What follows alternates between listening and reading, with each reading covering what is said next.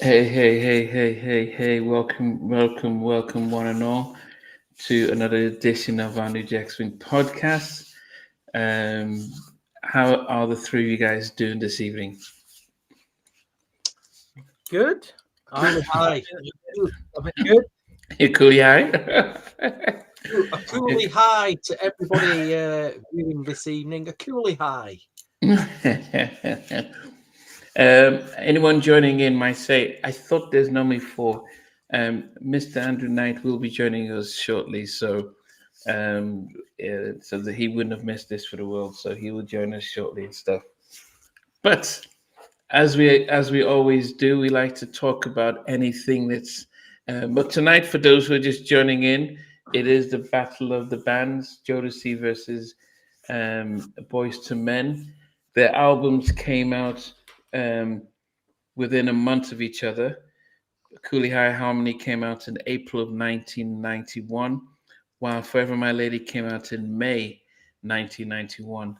So it's amazing that these two groups almost mirrored themselves, and one went in one direction as well. But we're going to focus on the ballads, and in 2 weeks' time, we're going to be looking at the up tempos. So that would be very interesting. Music tips and reviews with JG. Welcome. But anyway, Romeo D. This is a hard one, but I'm a Boys to Men all the way. Hey, this is where loyalty and personal taste comes through.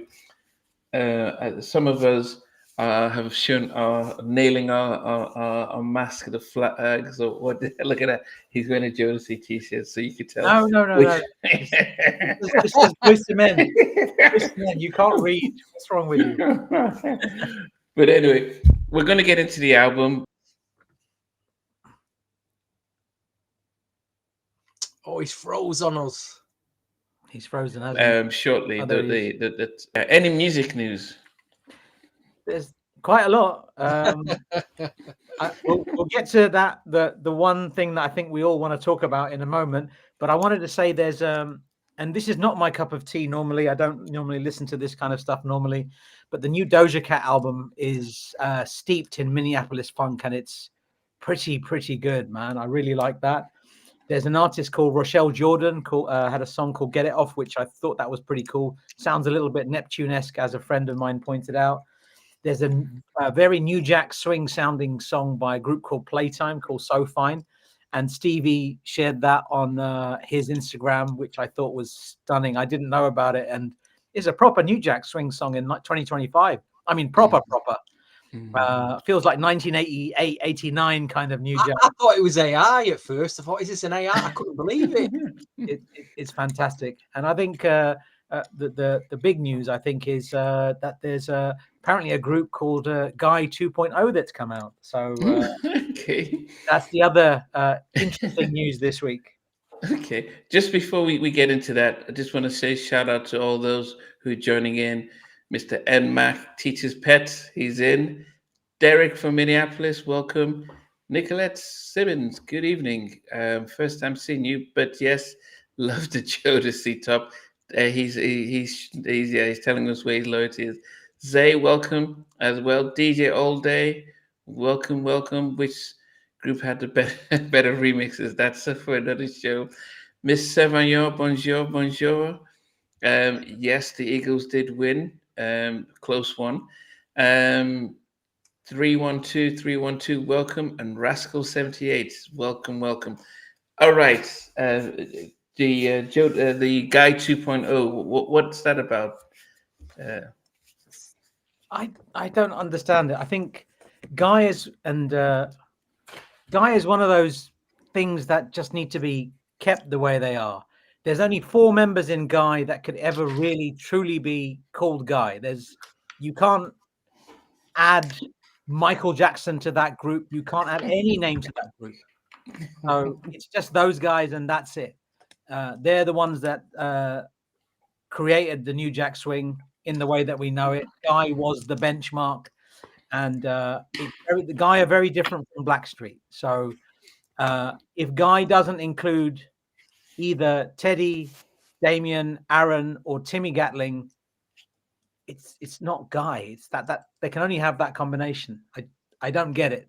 And I say that with all due respect. And if Teddy sees this, he'll know that this is what I'm thinking anyway. So I don't know. I don't get it. I was very confused Stevie. because I just saw a post on Instagram. Teddy posted, it was some woman singing along to Bobby Brown, My Prerogative, and underneath it he wrote, the new Guy single is on the way. And I was like, whoa, what have I just read? And then there was some post from Damien Hall having a little rant about the way Guy, and I thought, what's going on Stevie's here? frozen now. And then I seen another story with Teddy Riley. He's on a phone, and obviously it sounds nothing like Guy. I'm like, what is this? What was it called? Baby Mama drama or something? Just sounded like any other standard R&B. So I didn't know what it was. And I'm like, Guy 2.0. Yeah, it's not even the essence of Guy. I was having a bad dream. I thought I was having a nightmare or something. I thought, what's going on? And I think, Teddy's got this, he's doing these 3 nights in Japan at the moment.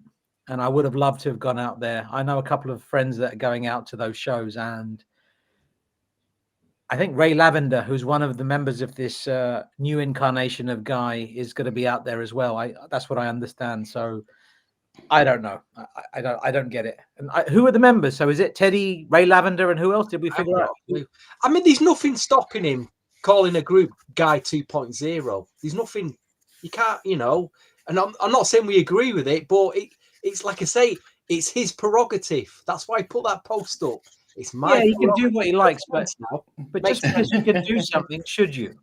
I'm just saying, should you do something? For those who are just joining, we just found out that Teddy is planning. I think it's called "Would You Be My Baby Mama" or something. Is it Baby Mama or something like that? And he says it's Guy 2.0. But from Damien put a post with the 3 original members, the 3 members of Guy himself, Aaron, and Teddy, and he was very cryptic, saying that there can only be one Guy, and anything other is wrong and disrespectful. At the time, I saw Damien's post first, and I didn't understand what was going on, and then I got sent the video of Teddy on a radio station saying this is a new single from Guy 2.0 with the new single. So things are developing, and we'll find out. And when we do find out what's going on, we will share with you guys. Has Teddy moved on and we haven't? I'm talking about musically, because we all want 30 years ago. Teddy's moved on. He doesn't. Has Teddy moved on, and we all as loyal followers haven't moved on really? We're still stuck. Maybe, but if that's the case, let's say Teddy's moved on musically, then why call it Guy 2.0? Why not call it something else? Group. Yeah, a new group. Anything else. Yeah. As you said, Teddy and Friends, Teddy Riley and Friends, or something. I had to like this one. You could have called the group the other guy. The other that would have been good. Yeah. Well, so I mean, the new guys. Yeah, the new guys. Yeah. So when we get more information, we will let you know. Dio, welcome. My good friend Tanya, out in Germany, welcome. And David Yardi, welcome. Ezekiel, welcome as well. So Andrew Knight will be joining us shortly, but for those joining in this evening, we are going to do the Battle of the Ballads, and then in 2 weeks' time is the Battle of the Up-Tempos from both groups. And as we said, both albums came out within a month of each other, and I think they have some hardcore fans on either way. Stevie, how did you find doing this compilation when you listened to both albums and had to choose and pick? I think for us all, these are 2 iconic albums that we hold dear to our hearts because we've grown up with them. And I played them both to death back then. Like I say, the 2 stalwarts of our favorite R&B era, our genre, And it was great because you had one side of ballads, one side of up tempo. So that was it. That worked for me. So, but putting this in a top 10 or a top 11, I'll be honest, it weren't too difficult. It wasn't too difficult. There was a discrepancy over one of the tracks, I think, was Your Love. I didn't know whether I was going to include that because it sounds very... A little bit mid-tempo, but It's it's a mid-tempo. It's a mid-tempo. Then again, there's another track that's just a pure a cappella. It's not a ballad. It's just an a cappella. And we're including that. So I've got a top 11 anyway. I've got my top 11. It wasn't too difficult.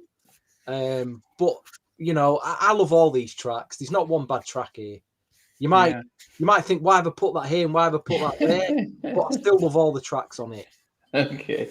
Miss Seven, your Stay will be considered a ballad because side 2 was Jodeci's New Jack versions of stuff. So yeah, Stay and Your Love. Ballad. Of course it is. Yeah, Brando from Chicago. Welcome. VJ, how did you find this unbiased top 10? Yeah, so there was no bias whatsoever on this. It was very simple to do, and no, it was a great one to do because I mean there were only two groups at the time. It was either Boyz II Men or Jodeci or both, and then any discussions that I had at college at the time, everybody agreed that they're both amazing and we can enjoy both of them without having to pit them against each other. I mean, today is just a bit of fun, but at the time we had some very serious debates in college. I think I took that more seriously than my actual college education because very intense conversations. Mate, I couldn't find anybody in college who was into what I was into. You were lucky. There was a whole crew of us. We all loved New Jack and all of that stuff. So, and yeah, tough one.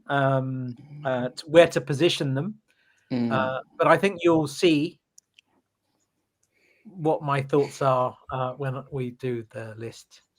T-shirt excluded from the Well, for those who let me just run through the 11 songs that qualified for this top 20 for top 10.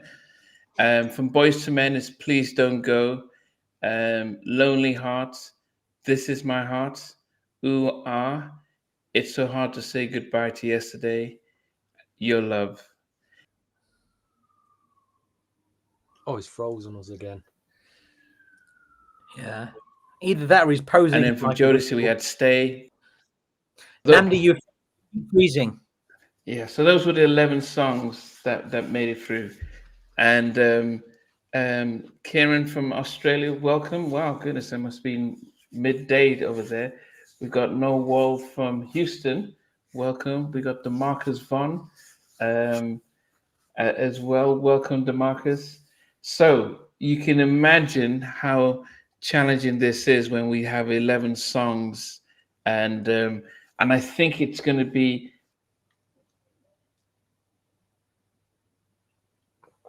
Please forgive Nambi for freezing tonight. I'm not sure he's aware. You know, it's going to be okay. I just saw.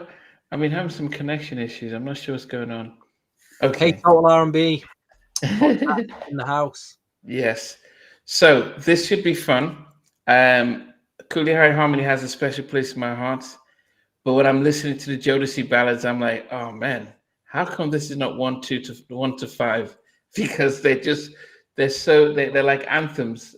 So yeah, but I had to go with my heart and my head as well when I was compiling my list. Okay, so it's about based on that comment. Based on that comment, I can't wait to see your list. I'm so excited to see your list. I can see your head is in torment. You're torturing yourself. Like, what should I do? Yeah, no, it was hard. It was hard. It was definitely hard. But I think the important thing was what I did for those who wanted to know how because I got the 11 songs and I shuffled them.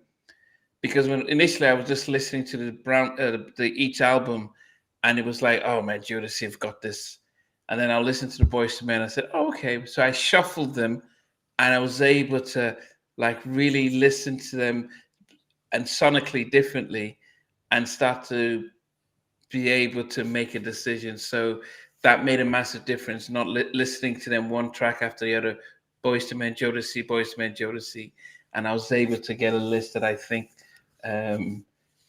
yes, that I think will work out. Please don't go. Dio is trying to throw in a pond there. Yes, please don't go. He's freezing.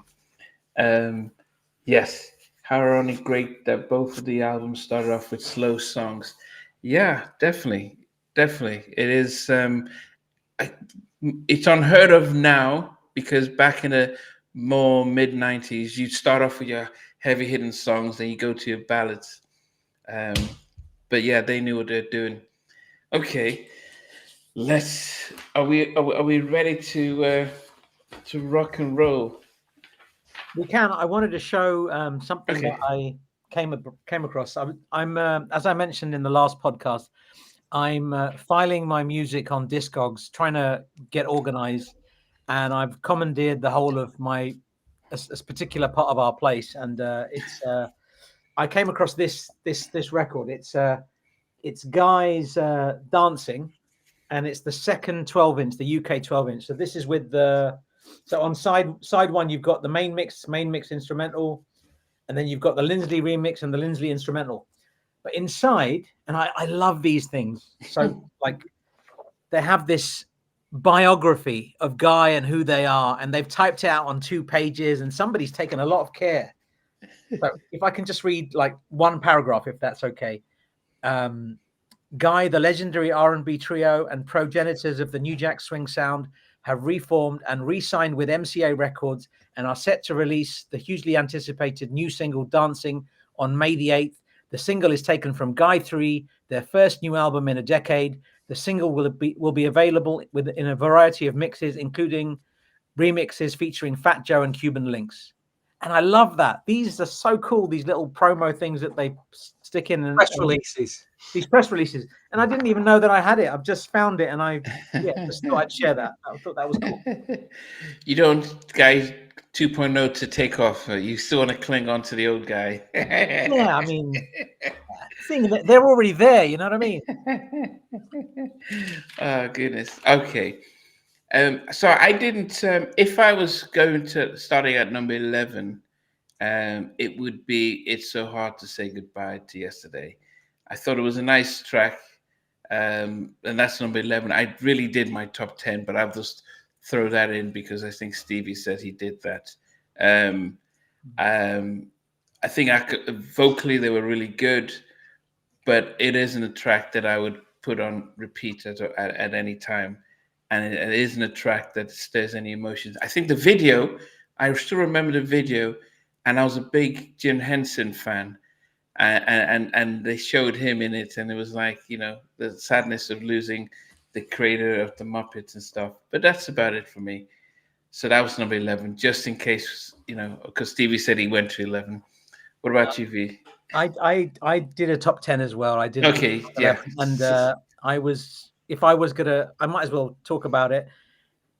Seeing as Stevie's done a top 11, my 11, and this is very, very reluctantly.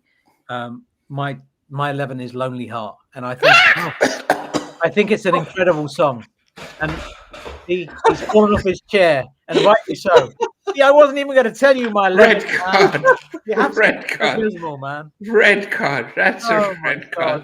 He's not even started yet. He's giving him a red card. That is a red card. Lonely Heart. I'll just sit here in silence for the rest of the podcast. Lonely Heart's a fantastic song. I think the way everything about this song is it's so.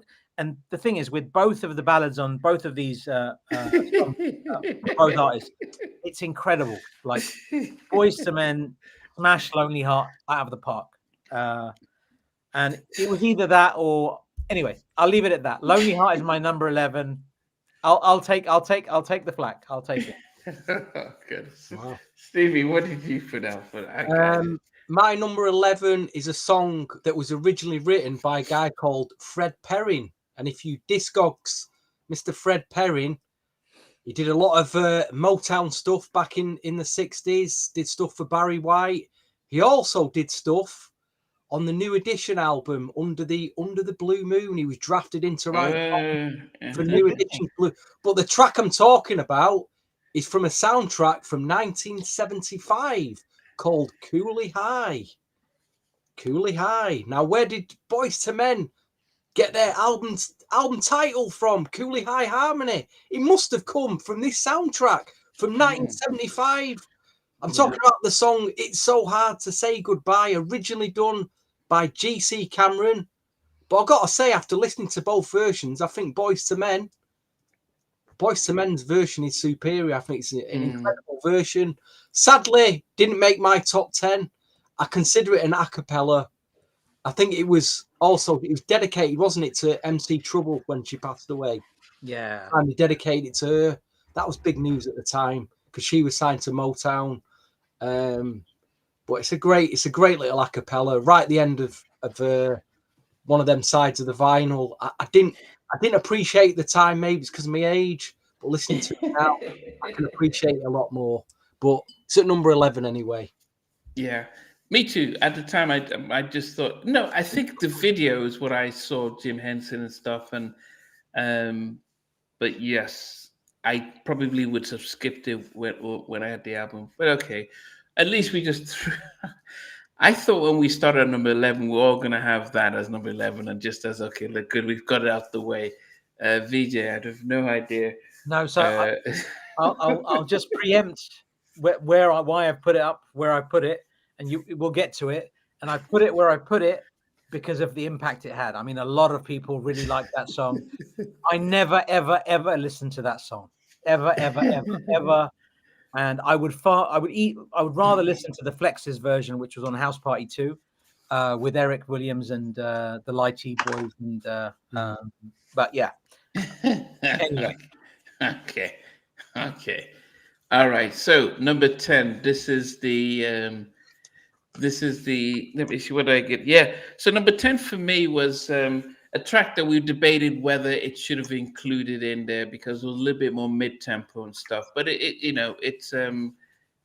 did fit in, and it was produced by the Characters. The only track that not the only track, but one of their two tracks that they produced, and it's Your Love. I thought it was a nice track, but it wasn't a track that tug on my heartstrings. Something about ballads are that they make you feel like you are they speak to you. I think Your Love was not a bad one, but it didn't fit the rest of the album the same way, but it's made my number 10. Wow. Interesting. We've all started off with Boyz II Men tracks.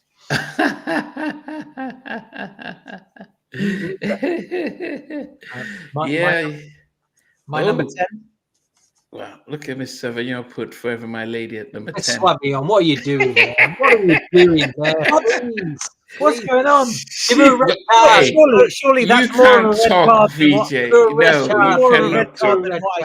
You cannot talk. Yeah, anyway, number 10. My number 10 is if I could get 2 red cards, I'm probably going to get it. Although I don't know, that's how this works. My number 10 is written by Nathan Morris, produced by Dallas Austin, recently covered in 2023 by One More, and their version is pretty good. And it's Please Don't Go. What? Number 10. What? That is another red card, VJ. See, I'm in the sin bin. Dear me, you're not playing for Tottenham Hotspur now for the next 2 months, mate. Yeah, I'm playing for Accrington Stanley now. Yep.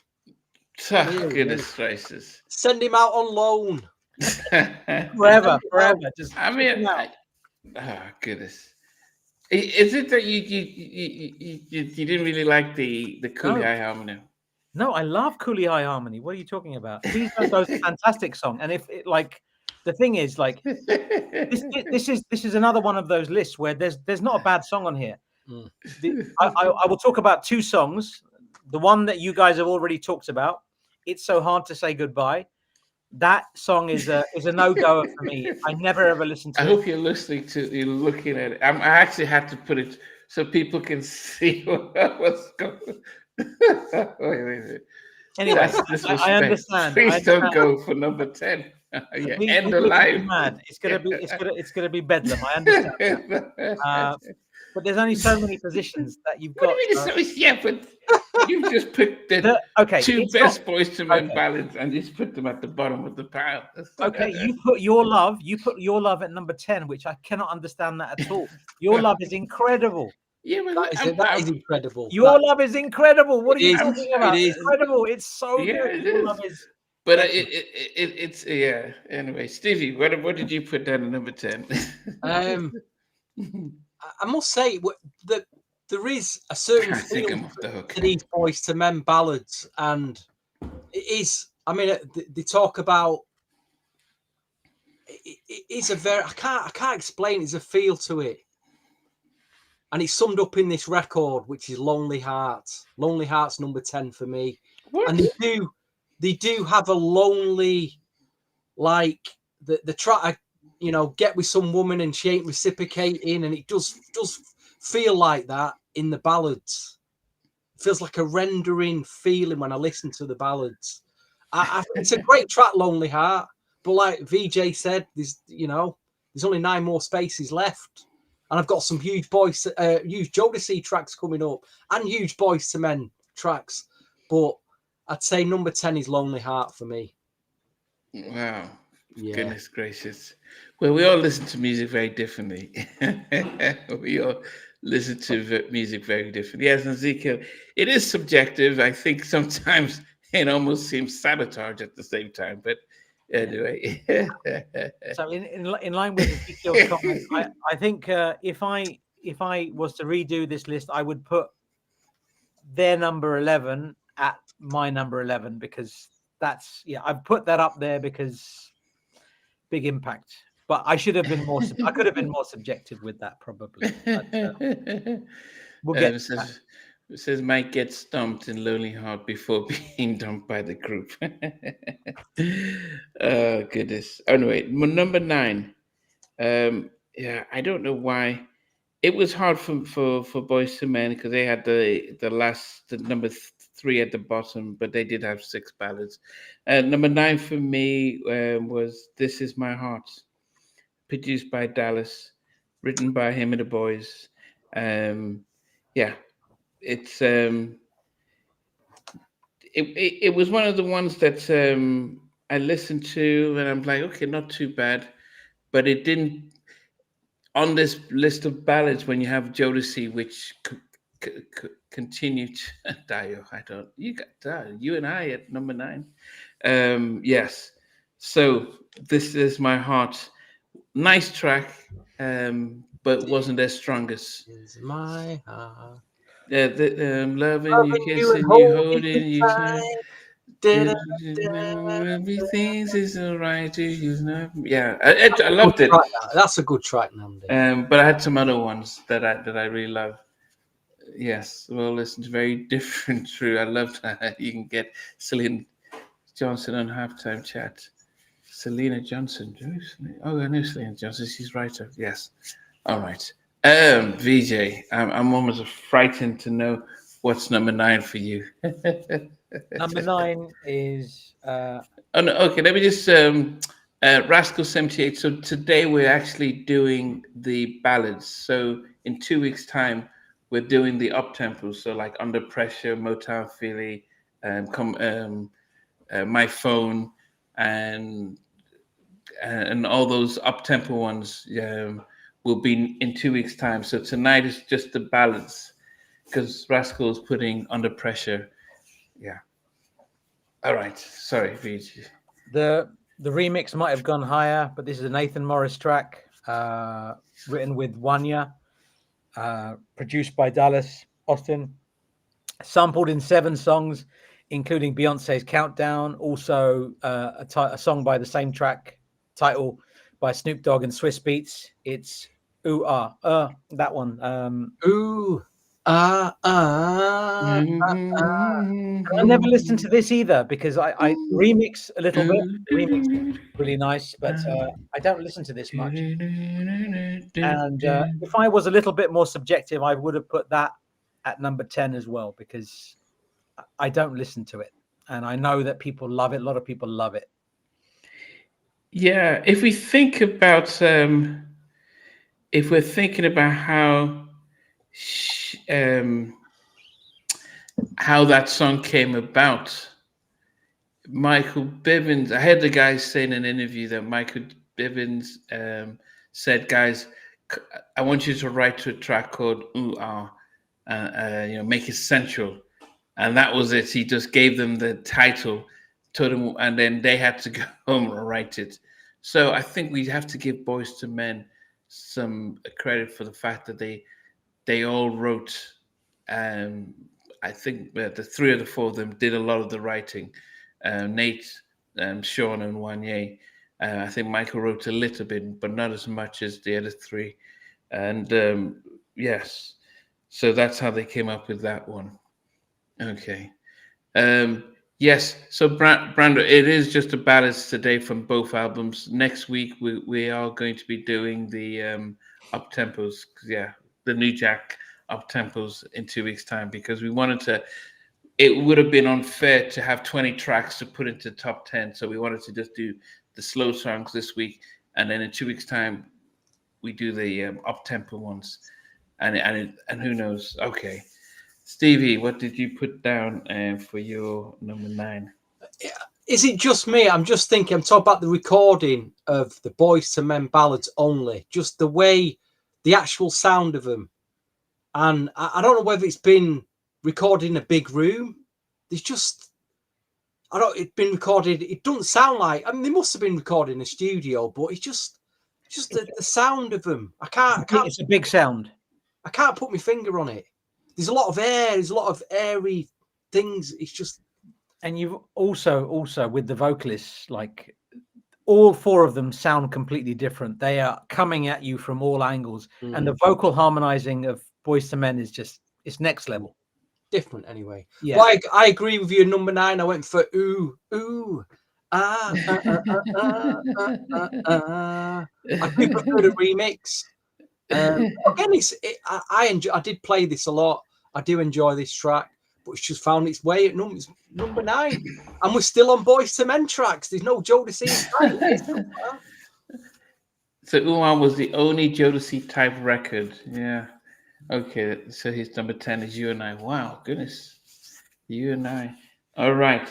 So we get to number 8. We're getting to number 8 here. And this is my first introduction to Jodeci on my list.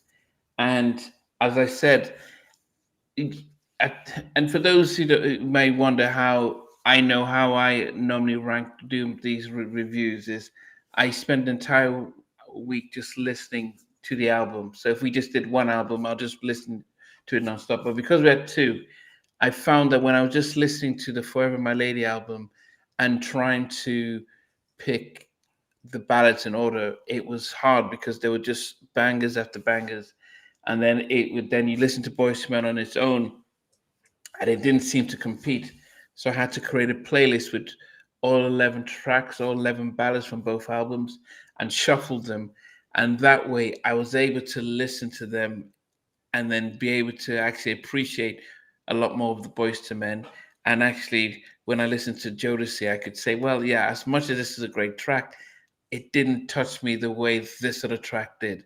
So at number 8 for me is Stay. What? Stay by Jodeci is at number 8. Oh my!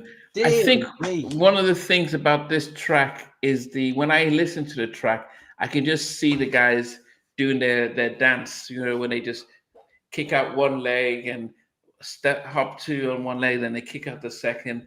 Maybe ever just stay for a little. Yeah, so beautiful track, but it's when I listen to it, I don't feel it as much. So at number 8 is Stay. how can stay with him? You know, yes. So, yes, stay is number 8 for red me. Card, please. Give him a red card. Brando, yeah, it's so hard to say. Yesterday is Shocking, mate. included. I had it number 11. Wow. So, my number 8 has been sampled in 4 songs, including Biggie's "Gimme the Loot." It's a cover of the GC Cameron track, which of course was, as Stevie pointed out, produced by Freddie Perrin of The Corporation.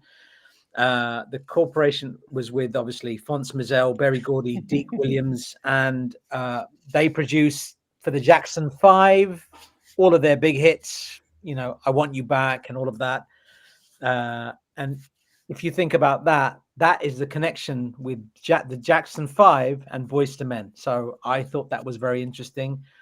Written by Christian Yaren and Freddie Perrin, produced by Dallas Austin.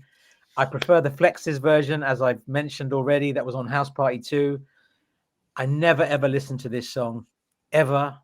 And I'll take a third. I'll take all the heat you've got to give me. I'm ready for all of your comments. It's So Hard to Say Goodbye is number 8 for me. It's a fantastic, and like, I have to say one thing, as a vocal composition and as a song, it's stunning. It's flawless. You cannot fault it. But if you listen to the Flex, that their version is also flawless. But for me, the Flex edge it, and that's why I never listened to this version. Yeah, I get it. Hold on a minute. You never listened to it, but it's at number what? number 8. Well, that doesn't make sense. If you never listened to it, you'd be at number 11, BJ. That's what I said at the beginning. I said I should have put "Ooh-ah" and "It's So Hard to Say Goodbye." That's why Ezekiel was saying this is meant to be subjective, and that's where he's got a good point. I was trying to be subjective, but then there was a little bit of objectivity in there, and that objectivity took "It's So Hard to Say Goodbye" to number 8. And Ezekiel's got a very valid point. That should have been at number 11. It should have, but it's not. And I only put it at number 8 is because it was so popular. I mean, this song. You put it at number 8 because my objective hat tells you that my objective hat is saying that this song was massive. People listen to this a lot. Of course, everybody in college was listening. Do you listen to it? And the answer is no. So it should have been number 11. You're right, and I agree. I'm saying that. We said that 20 minutes ago. God, Stevie. I know. I'm aware. Yeah, red card, Namdi. Yeah, well, I would just where the camera's moved around a bit, but my goodness, VJ.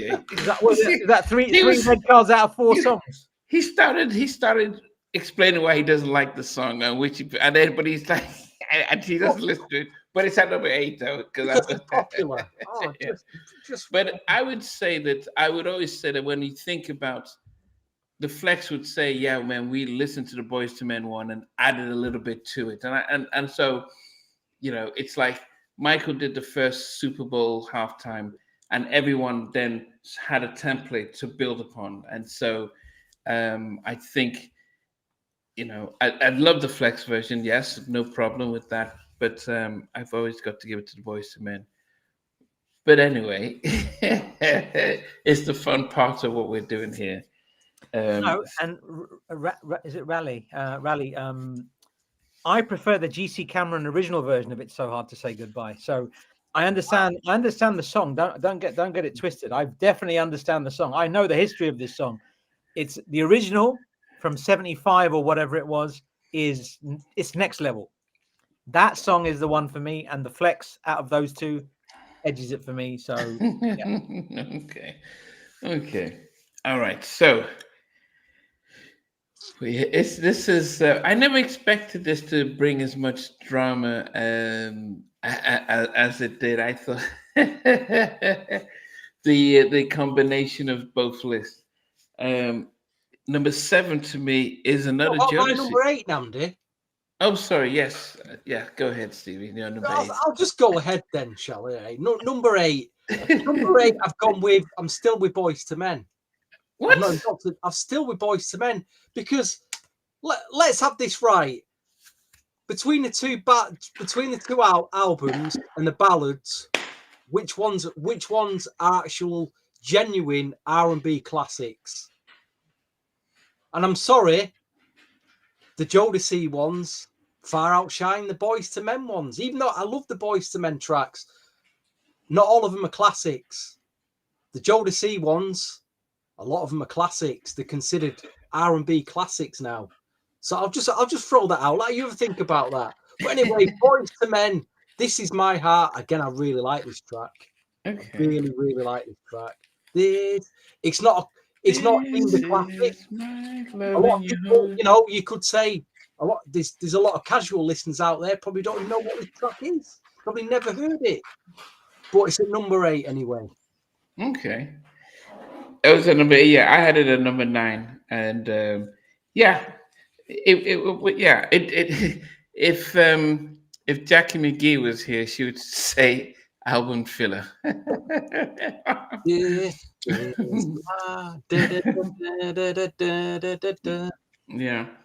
Okay, so number 7, I've gone back to Jodeci, and Wow. yeah, and I had to make a balance. There was no way Jodeci was going to be 1 to 5 and Boyz II Men 6 to 11. But at number 7 is I'm Still Waiting.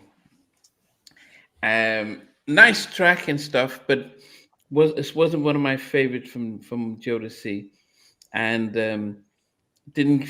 But it, as I said, I love the harmony. I love the. I think musically, Devante was just all over the place, just doing mad skills on the keyboards with this. But I still had I had other songs, 6 other songs that I preferred to it. So number 7 is "I'm Still Waiting" by Jodeci. Waiting for you to move. Okay, VJ. Number 7, written by Sean and Wanya, by Dallas Austin. This Is My Heart. I'm going to leave it at that. I'm not going to say anything else about that song. It's a fantastic song. It is. It's stunning. It is. It is stunning, but could it have been a single? Yes, it could have been. Of course, it could have been a single. This Is My Heart would have been a great single. But I think they had so many big songs on there. I mean, what would you not release as a single to put "This Is My Heart" out? Oh, that's a good question. Because what songs did they have as singles? They had Motown Philly, Under Pressure, Under Pressure, Ooh Ah, It's So Hard to Say Goodbye. No, that wasn't a single. Yeah, That was a single. Yeah. That was a video. There was a video for that. Yeah. And what else was there? Please Don't Go. Was that a single? Yeah, I got it. It was pressed. It was pressed. Yeah. It was definitely pressed. Pro mode, wasn't it? And pro It's So Hard to Say Goodbye. Was that a single? I know there was a video to it, but was it? I don't remember seeing a 12 or anything for that. I don't remember seeing something. Symphony. Let's not forget Symphony. That was a single. Symphony was great. Yeah, but the thing is, like, how many singles can you have off one album? It's interesting. The guy had the up-tempos then, didn't they? They prioritized the up-tempos. Me and Andrew, when we interviewed Sean Stockman in Chicago, he was saying that Boyz II Men don't get enough respect for their up-tempos. And I find that fascinating. And we agreed with him, because Boyz II Men up-tempos are stunning. And the podcast that we do in 2 weeks is going to be very interesting. Yeah.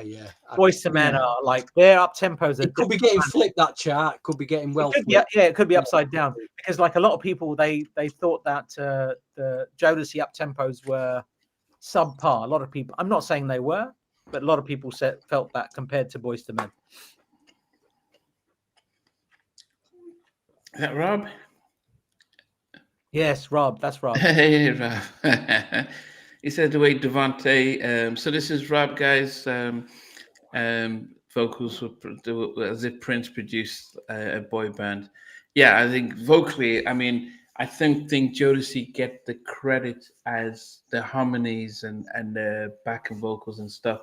I think we always think Jodeci as, the creme de la creme for men, and then En Vogue for women. But there was, when I listened to the Jodeci stuff, I'm like, man, just look at how vocally they are. But can we feature ballads from both versions of Cooley? No, I think with the Cooley, they had a Still of the Night on the expanded Japanese version stuff and had so many remixes. So we're doing the main albums and stuff like that. Yes. Stevie, are you next then? Because I had number 7 we're at, aren't we? Yeah, I had I'm Still Waiting. And VJ, what did you get for I'm Still Waiting for your number 7? This Is My Heart. This is my heart. Yeah. So right, number 7. I'll be honest, it's my first Jodeci entry. I could have done a Jodeci 5-1, easily done that. But then I thought, is it fair to keep my favourite Boyz II Men tracks out the top 5? That's the dilemma I was facing. And the other dilemma is how do I place these Jodeci tracks? Because that whole side of that vinyl, it's undefeated. It's all of them could have been singles. It's undefeated. So, every single one of them tracks is an absolute stone cold. It was a different planet. Oh, dearie me. But I kind of agree with you on this, Nandy. I've gone with I'm Still Waiting, and it's killed me to put it at number 7 because it's a killer track. I'm still waiting. How is that number 7? On any other chart, that could be number 1. Yeah, I think one of the things. As I said, vocally and stuff. It was. I think if you just listen to Devante playing his keys in this, and the vocals and stuff, so you're just hearing them just doing their thing. It's crazy stuff. But I wanted to be fair, and I wanted to go with songs that really meant a lot to me, and so that's how I lifted it up. Okay, Bob's got an interesting point there. Oh, goodness! Finally, Hello, Andrew. Finally. Hey, what number are we on? We are just at number 7, but we will let you go. We're going to let you go back and start from your but yes, but we've got, for those who don't know who Robert Stevens is, he was Rab. He was a solo artist, writer. He was also in 911. Was it Cutie? Yeah, it was the single they had. He is now a vocal coach for Rihanna, and I can't remember the name of the groups now. A lot of rock is. He works with Brandy Carlisle a lot. Pharrell Williams, Justin Timberlake. Yes. So that's Robert Stevens, aka Rab. So it's great that he's and Rab had a story about trying to form a group with Joe just before he came out with I'm in Love. And Joe was like, "No, I'm going solo. Thanks, but no thanks." But anyway, go ahead, Andrew. We're glad that you could join in. We've all done on number 7, but it'll be great for you to. Did you start with number 11 or 10 on your list? 10.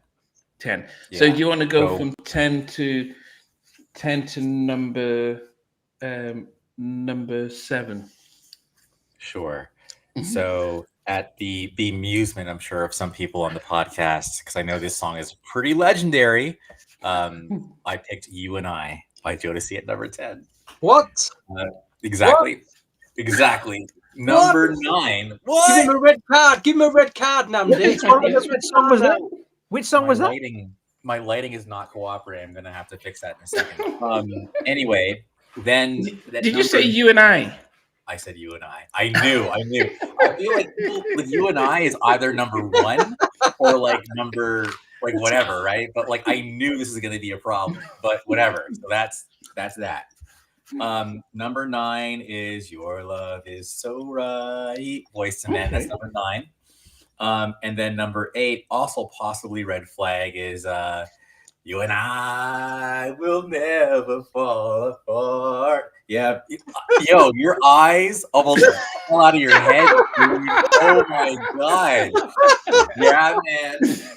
Forever My Lady is at number 8. What? And then Hold on, get him out. He needs to go out. Andrew I know has not turned up yet. He's not turned up. Just come back in and just go and what's going on? Robert Stevenson, Rob, thank you for that, man. I love that. I love the like what? Yes.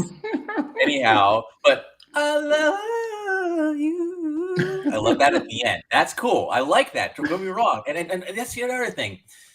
Like all the ballads are dope. I mean, you guys know this, right? Like Boyz II Men and Jodeci are the 2 twin pillars of R&B. So anyhow, so you want me to say number 7 too, and then we can keep going?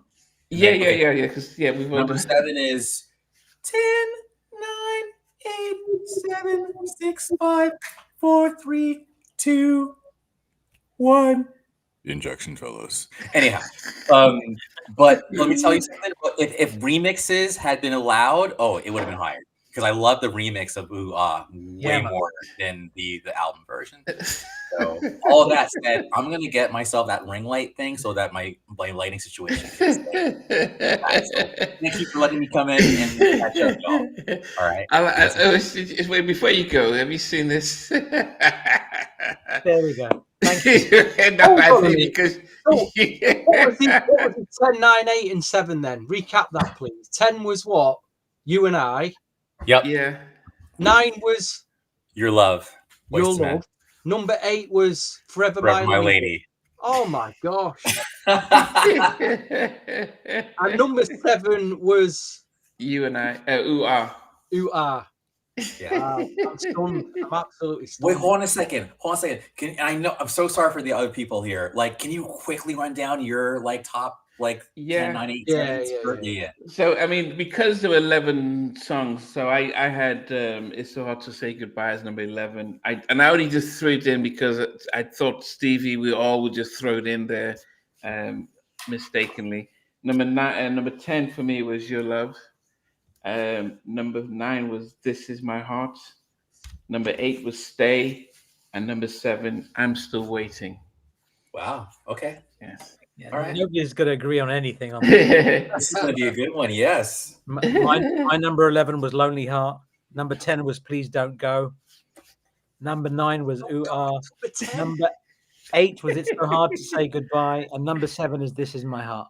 And tell him the reason why it's so hard to say goodbyes at number 8 when you never listen to it. We're not going over that again. We're not going over that again. You're going to vote, apparently. No. My subjectivity was foregone for a moment of objectivity because of the popularity of It's So Hard. But then I don't listen to It's So Hard to Say Goodbye. People made number 8. That's what Stevie's point is. Anyway, moving on. Stevie, what are yours? Yeah. Oh, before you do that, D-Hawk, so Robert Stevens is Rob. So it is him. Yeah. Go ahead, Stevie. Number 11 was It's So Hard to Say Goodbye because I considered it an a cappella, not a ballad. It's an a cappella. Number 10 was Boyz II Men Lonely Heart. Number 9 was Boyz II Men Ooh Ah. Number 8 was Boyz II Men This Is My Heart. And number 7 was Jodeci I'm Still Waiting. All right. So You and I is definitely up there for you. All right, cool. All right. We shall see. Yeah. So I mean, getting to number 6 for me is a track that I didn't appreciate. Europe retained the Ryder Cup. That's good. A track that I didn't appreciate at the time, but I've grown to appreciate now. Maybe after hearing the story about how it came together, is Ooh Ah. And I think it was their more sensual song, on there, where if you listen to that in isolation, and I can't remember who said it, somebody said that Ooh Ah was the most Jodeci sounding track on the album. It's almost as if they listened to 12 play. Well, no, this came out before before R. Kelly and stuff, but that was it. But that's what Michael Bivins wanted them to write, and they came up with it. And so definitely a nice different track.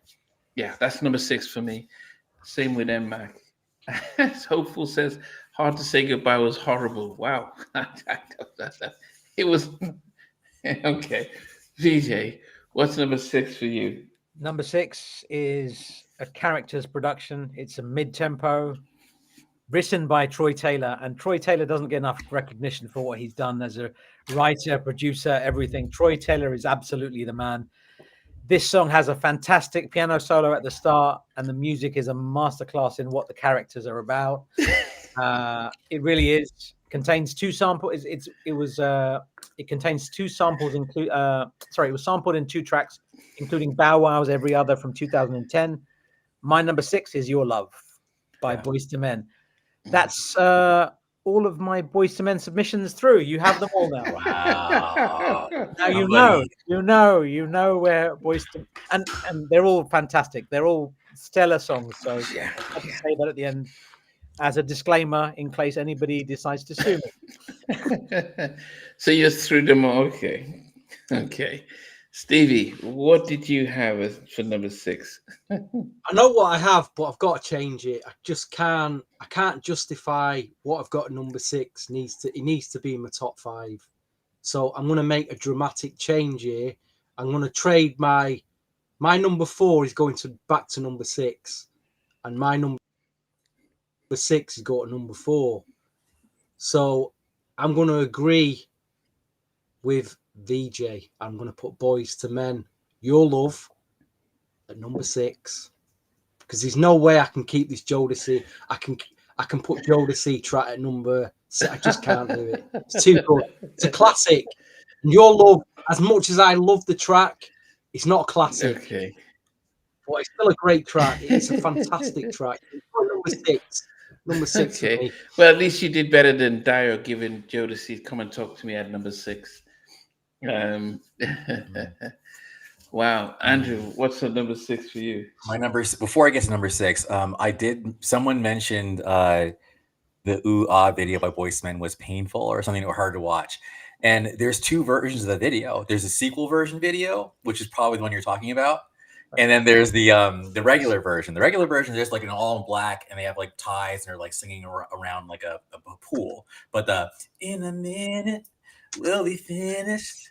Was I all that you hoped and dreamed? Was it strong enough?" Anyway, that one, they're trying really hard to be like, Mac Daddies and bathrobes and stuff. And it's just like, and they never did that again. Anyhow, I just wanted to call that out.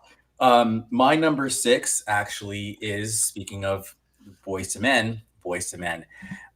And before I even say that one as well, I just want to say Your Love, when they would perform that in concert in '94 on their tour with Babyface, it was very like, bah, bah, bah, bah.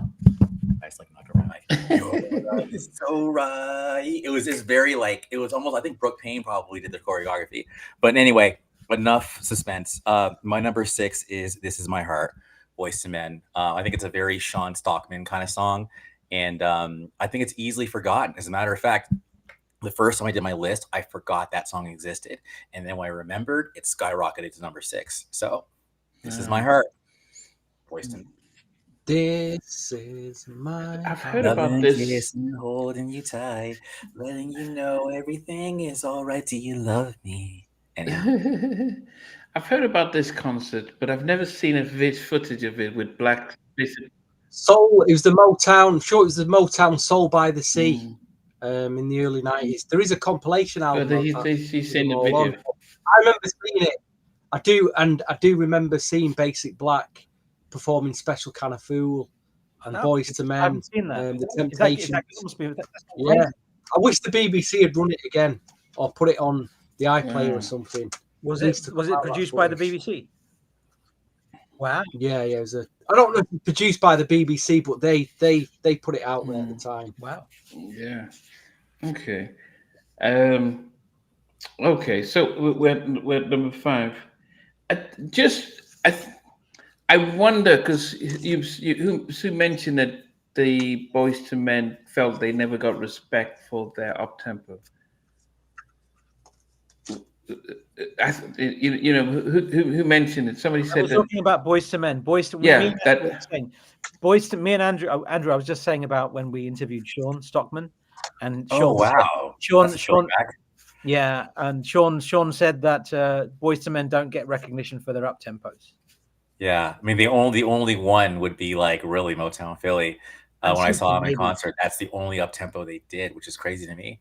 But Simpin', come on, man! Like I just feel like if you're a true New Jacker and you hear that Simpin', for me the remix especially, amazing. Yeah, yeah.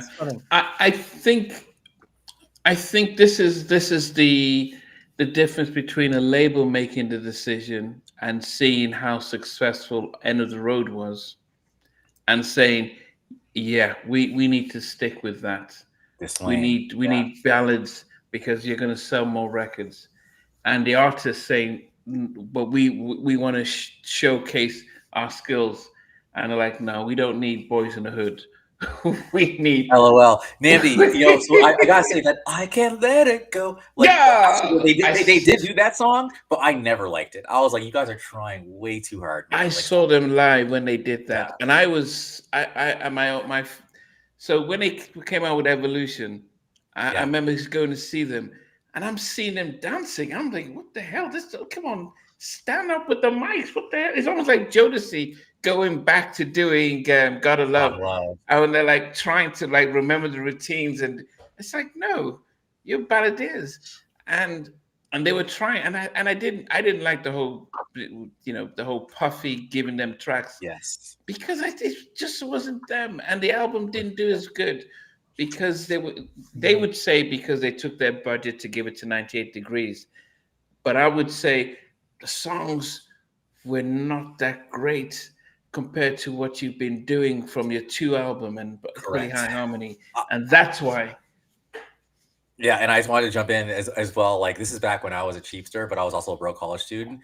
Evolution has the honor of being the only album I actually returned. I remember I bought it and I returned it. Wow, I was that disgusted. I mean, I like 4 Seasons of Loneliness. I like that one. Yeah. There's just so much, and even doing just fine. Those two, but I was like, this is not worth the $15 I paid for this, so I returned it.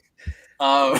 And I'm trying to remember. I was going to say something else. I remember. Yeah, Chin Beats. Agreed. Thank You was a good song. Thank You was a good song, but it wasn't on the same level commercially as the other ones from that album. No. Anyways, yeah, but yeah, I'm with you. Okay. Did I mention working at HMV and Boyz II Men coming in? Have I ever mentioned that? So Boyz II Men, we used to sell a lot of music. It's HMV, right? So Nathan comes in first, and he wants to see how Evolution's doing. So he comes in, and he happens to come across me because I know who he is, and I just happen to be in that exact section. So he says, so how's this album doing? And I said, it's doing okay. It's not Cooleyhighharmony. It's not too. It's not. And it just come out that week or the week before, and he just wanted to know. He was coming in as investigative purposes, and then I saw all of them afterwards, and I got their autographs, and I used to see them every week for a couple of months. They were flying through that terminal for 2 months in a row, and every time I had this thing with Wanya, and me and Wanya would just do this to each other. That would be it. That was it. We didn't have any conversation. But I thought that was an interesting story about Evolution. And Nathan, he came in hard. He's like, he really wanted to know, like, how's it doing? Yeah.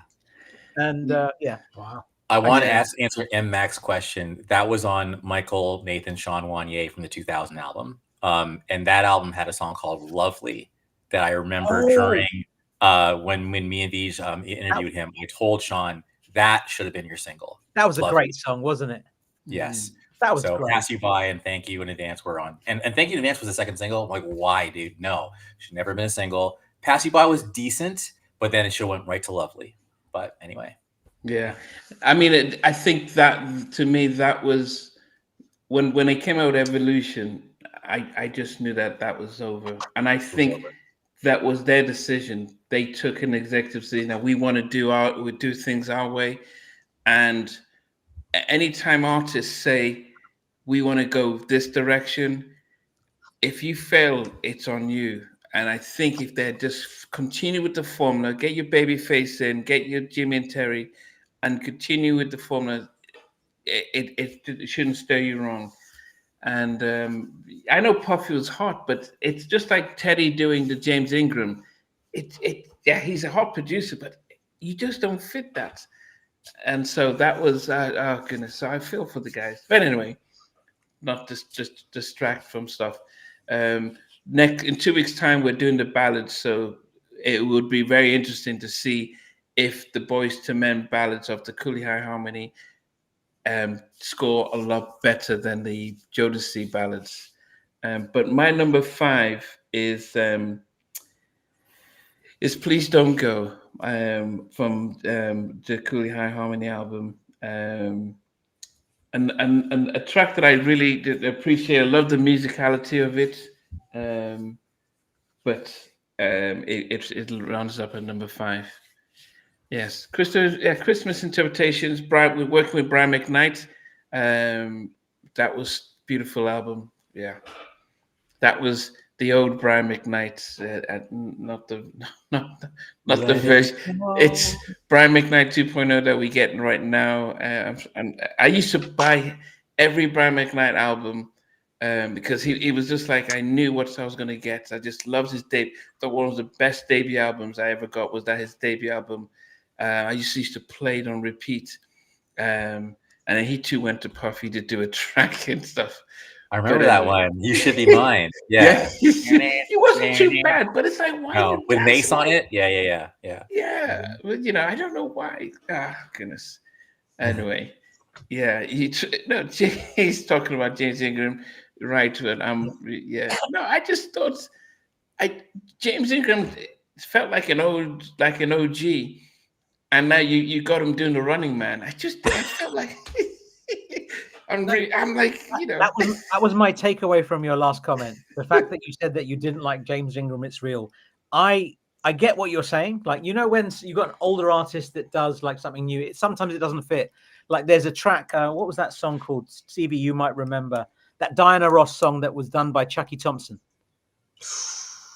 It's a wicked track, but it's Diana Ross, and you think, what's going on? Why is Diana Ross working with Chucky Thompson? That makes no sense. But it's like, I know the one you mean now. It's wicked track, really brilliant. But it's like that, or you know what I mean, like Patti LaBelle working with Teddy Riley, like. But it's real. No.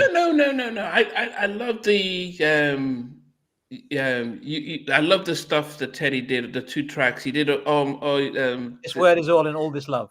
Yeah, love those. I love that album. Ted said Gems. No, he did well with that. I think he was doing the Running Man. That it just it was a beautiful video. I love the whole Gene and say what we do next. I mean, I was a massive Teddy fan, but I just thought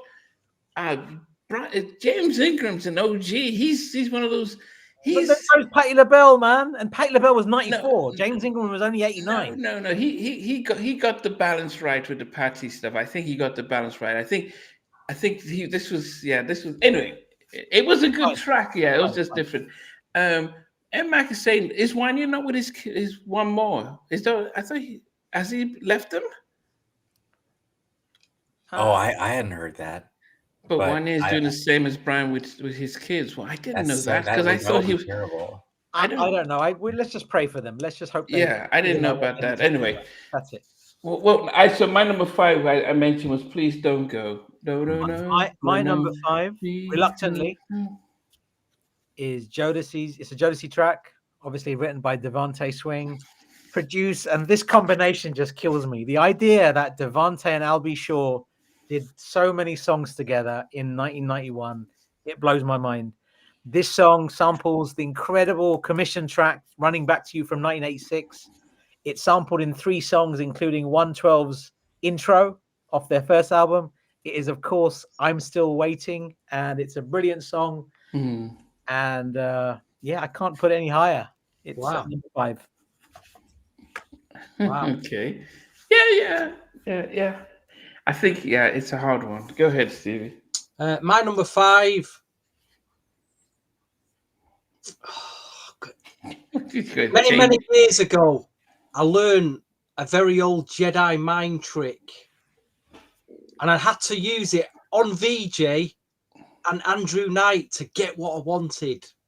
Now, in late June, we was in a record shop, and VJ pulls out a new edition 12 that we'd never seen before. Do you remember that one, VJ? You'll never let me forget this.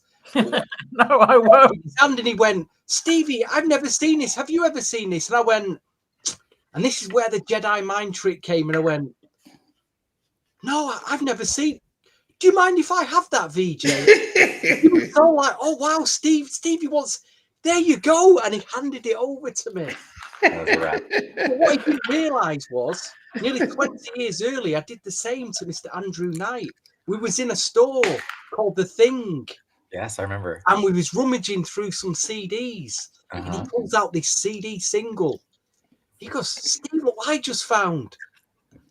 Promotional CD single with a cover, radio edit, album version, and instrumental. And I was like, whoa. I said, Andrew, do you mind if I have that, please? He just went, yeah. He was so stunned that I won. He went, yeah, just take it. What was it? It was Boyz II Men, Please Don't Go. And that's at my number 5. I loved it. I love it. Okay. Nice. He's probably forgotten all about that. He had the CD single in his hand. And he kindly handed it over to me. Does it have like any rare like mixes on it, or it's got the instrumental on it? I've never seen that anywhere else. Okay. Not on the CD. That's rare on the CD. That's a difficult one to find. But I think that is, for me, that's the best ballad on that Boyz II Men album. By my, that for me is the classic on that album for me. Even when that One More did it, it made me realize even more. My gosh, this is an amazing. The way they brought it back to life. I had to go back to the original and thought, wow, that is incredible. That is absolutely incredible. And baby, I get caught up with you.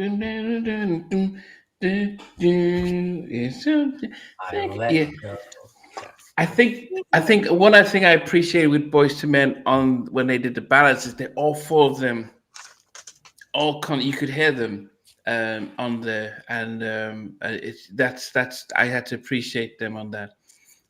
Broken Love podcast. I'm just joking, by the way, about the Jedi mind trick. I just thought it'd be an actual story. It's all good. It's all good. Hopeful's also said something. She's talking about one thing. I wanted to just show this. I don't know if you can see that. Wow. Oh, that's the Forever My Lady set. Nice. Yeah. That's what she's talking about. Yeah. Brooklyn Love podcast. It is in 2 weeks' time that we're doing the up tempo. So Love We Share and My Phone Doesn't Ring Anymore and You and I and Motown Philly. We're gonna do the up tempo top 10. So that will be next week. So today's just the ballads of both albums. Yes. All right, Andrew, what did you have as your number 5? My number 5. Well, wanted to call out. Someone mentioned "Feels Like Another One" with Patty and Big. That's what I was thinking the whole time. All right, so my number 5, had it been the remix, it would have been higher. But it's not the remix. My number 5 is a Jodeci track, and I want to one of my favorite parts of it is, I want to know.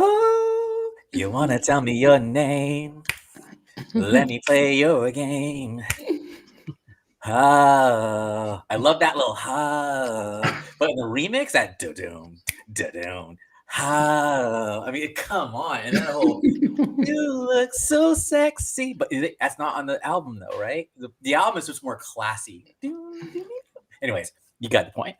Number 5, Come and Talk to Me, Jodeci. And it sounds like an atrocious, like, what's the word I'm looking for?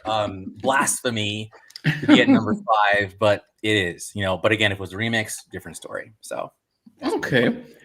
People would say, Come and Talk to Me. Okay, number 5. Okay. I had Come and Talk to Me at number 4. And actually, I think for most people, it would probably be their top 2 songs for Jodeci, Come and Talk to Me. But I think I think the challenge when you do this, when you're ranking the songs on an album that came out 34 years ago, Wow. is how you felt when you listened to it, through the 90s, and then how it is when you listen to it now in a short week, and trying to, because your tastes change. And for me, my taste did change. So that's why Come and Talk to Me, which I would say most people would put it in the top two. It's number 4 for me. Yeah. All right. Yes. VJ. My number 4 is also written by Devontae Swing, produced by Devontae and Albie Shaw. This song should have been a single. And I know Rob said a little while ago that this is the weakest song. I don't know if he's saying it's the weakest song on this album or if he's saying it's the weakest ballad. But I definitely think this is the single that got away. And it is You and I. I think it should have been a single. I think it would have been a fantastic single. Mm-hmm. And I know that they've done remixes of it, and they should have dropped them. They should have dropped it and that. And somebody, a friend of mine, sent me some instrumentals. They created instrumentals using AI of this whole album. And You and I, oh my God, the music just sounds stunning. Just the music alone. No vocals, just the music. It is perfection. And that's number 4. In another version of this list, this was much, much higher, but I'll leave it at that. It's at number 4. And that's my number 4. That's it. Lovely. Stevie, what made you number 4? This is the track that moved from number 6 to number 4. There's no way it could have been at number 6 because it is a classic, and it's Jodeci, Come and Talk to Me. There you go.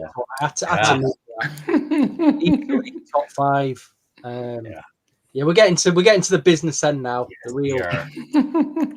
It all. Yeah, I mean, some people still have Boyz II Men, Mr. Vigneault and Dio as number 4. This Is My Heart and Lonely Heart. So some people still have room for Boyz II Men, while VJ has dispersed of Boyz II Men. Okay, Andrew, what's number 4 for you? I took too long to Google the lyrics, so I'm just gonna do it really quick. Shit. Okay. Anyways, I'm not gonna sing it. I'm gonna say it for another song. But my number 4 is in fact the single that Stevie Jedi mind tricked away from my hands, and that is "Please Don't Go," Boyz II Men at number 4. Because I've done it before, but I wanted to do the whole "I can turn it around." So but I don't want to mess up the lyrics. So anyway, but it's "Please Don't Go." But I got some more stuff coming up in 3, 2, and 1. So yeah, "Please Don't Go," Boyz II Men. Okay. It's a great. This is the business end of the of it. So we're going to the top 3, and this was my highest place Boyz II Men track. And as I said, when I listen to this album, it takes me back to when I had it, and I was just starting college and stuff, and this album was a sense of comfort. So it takes me back there, and I wondered why this guy didn't sing more on the track. The closer and the closer I get to you, keeps me warm, and you know it's true. So please bring your love into me and don't go. A lonely heart is what Yeah, dude. I just loved when Mike just comes in there and just sings but then they almost turn him down. I'm like, come on, lift him up. They turn him down. I loved Lonely Hearts. You always pick the blandest ballad, don't you? You always put the blandest thing right. I loved This really Lonely Hearts. surprised me. And I'm Really surprised me. And there's somebody that sings out in this high pitch. It could be, I don't even know, because we didn't get the one year moments that we get in the 2 album. In this album, he was he was a little bit more contained, but it was just the vocals were coming from everywhere.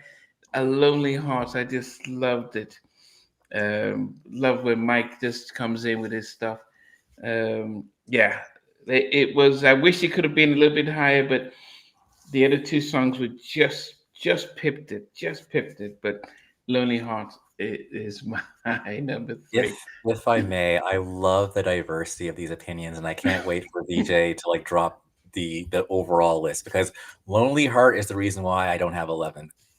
So it's the one song that actually wow, dude.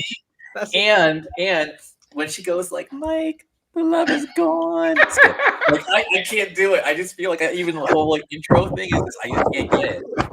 But yo, first of all, the way you dropped Mike's verse just now, can you do that again? That was actually really good. Can you do it?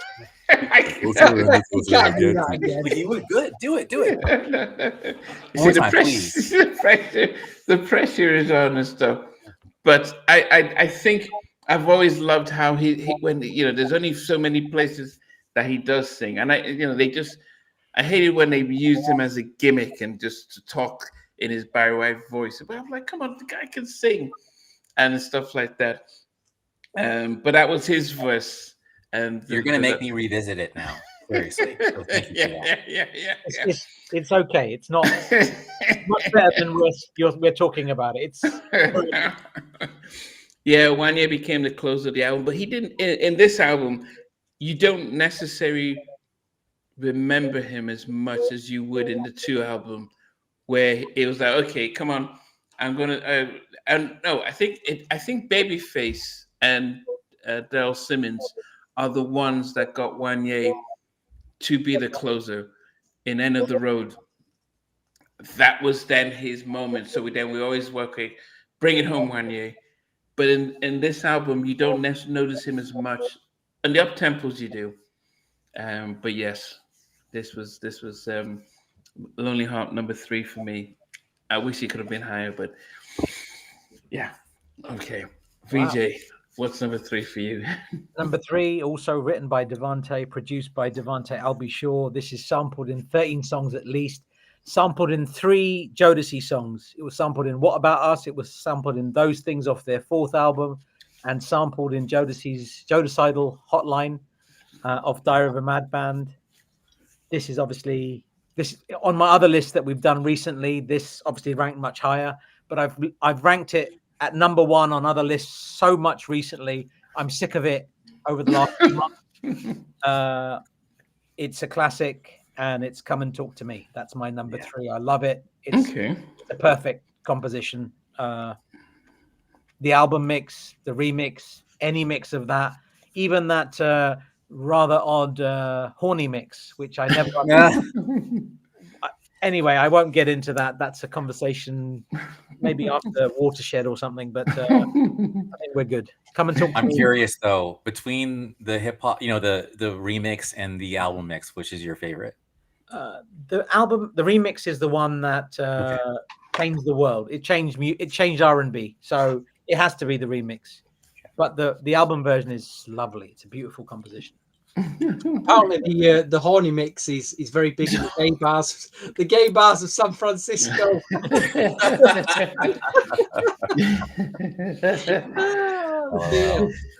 Okay. Stevie, what's number 3 for you?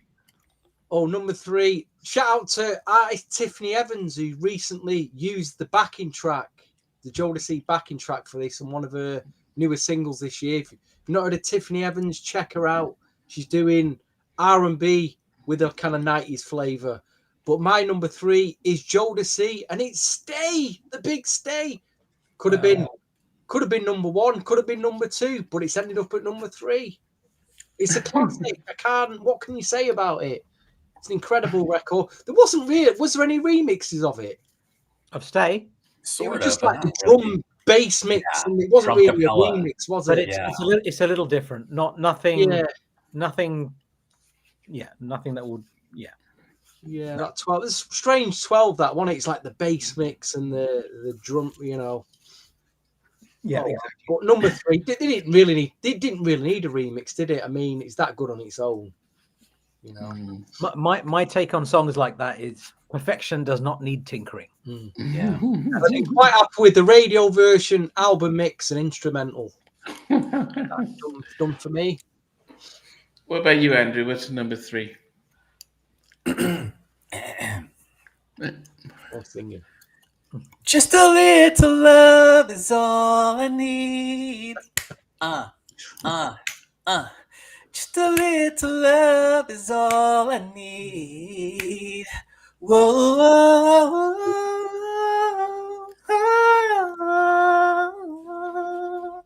To feel and love your warm embrace, baby. Anyhow, yes, I'm still waiting for you to come back to love. So we can feel this life, I think he says, we're dreaming of. And then, so don't wait. Another day might be too long. So slow, go slow, so nothing goes wrong. Anyways, I remember the first time I heard the album, I was just like, this song is so good. And then that whole just a little love is all I need. Like, when he comes in, it just sounds chills. All right, you guys get the point. I got excited, but I'm gonna reel it back in. I'm so Jodeci numero tres. Yeah, I mean, with that track, if you listen to it, just listen to Devante just with the keyboard. It just all over, and it was like, man, this guy. And then he just brings in the vocals, like, okay, you bring in here, you bring in there. Let's just make it rich and stuff like that. Definitely, amazingly produced track. Amazingly produced track. Okay, number 2 for me. Goodness. I almost put this in number 1. It was a tough one.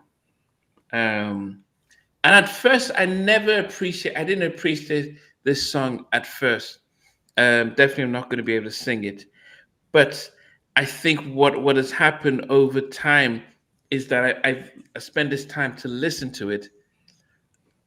And I think, yeah, I spent time listening to it, and I think it starts off slow, not too bad, gets in the middle, and then by the time the crescendo comes, the end part, I'm like, oh my goodness. And it almost made number 1 for me. But I'm surprised for me that out of all this list, that the song that came at number 2 was You and I. Wow. It's the production. I love the that vocal song. arrangement. Oh, It's so just good. like, I'm just listening to it. I'm thinking, man, JoJo was on another level with this track. I'm like, wow, JoJo. I didn't realize, I had to appreciate JoJo. I'm like, okay. And I don't, because normally KC did most of the hits, but JoJo took this to church and he just stayed on it. And yeah, it's, so this You and I, number 2 for me. And I almost shifted it, but I thought, no, number 1 is number 1. But yeah, You and I know you guys had it much lower, but it was definitely a song that I appreciate. I think I was the only one. Everyone else had it up pretty high. Yeah. Great choice. I knew. There was another version of this list where I put it at number 1. I did. It's so good. You and I, so good. And it should have been a single. It doesn't make any sense. Yeah. It wasn't a single. Yeah, I agree. Yeah, it definitely was. There's a lot with and I think it's the production that I had to give it to Devante, because you can hear his keyboard flow throughout it. And he, normally I like when Teddy does his keyboard stuff, but Devante just and he gets all over the place, and I'm like, wow. Yeah, but JoJo, I think, as I said, if somebody says, tell me one of JoJo's best songs, I would say, yeah, just listen to You and I. I'll say then, and tell me how good JoJo was as a singer and stuff. Yeah. Butter is the right word. Does he agree. Does he get the credit as a vocalist, or does KC sort of take the limelight? Do we just forget that JoJo, with his falsetto, was that good? I mean, people that I've spoken to, they many people think JoJo is a better vocalist than Casey. And I mean, historically, I'm not talking about now. I'm talking about when these albums were made. JoJo's vocals just hit a little differently. They're very polished. He did a song called Sherry with Nice and Smooth, produced by Mark Morales and Corey Rooney. And that song, if you listen to JoJo on that, oh my God, JoJo's a very, very special vocalist. I agree with you. I think it's easy for KC to take it to church and then rely on that big voice and just be, I can just sing it. I think for JoJo, I think to do the falsetto, to take it softly and bring emotions in his falsetto, I think that takes a lot more out of it. But back in the 90s, it was the big Aaron Hall, there was Coco, those kinds of big voices, church voices that dominated. And I think I wonder if JoJo could have been a solo artist if we'd appreciated him as much. But anyway, that's you and I appreciated JoJo more when I listened to this first time I did. Nice. Yeah. I'm really very happy to hear that you have put that at number 2. It's great. I love that. Derek Mallory has asked a question. We know that Dave Hollister is Casey and JoJo's cousin, but I don't know. Did he sing vocals on "I'm Still Waiting"? I don't know. I never heard that.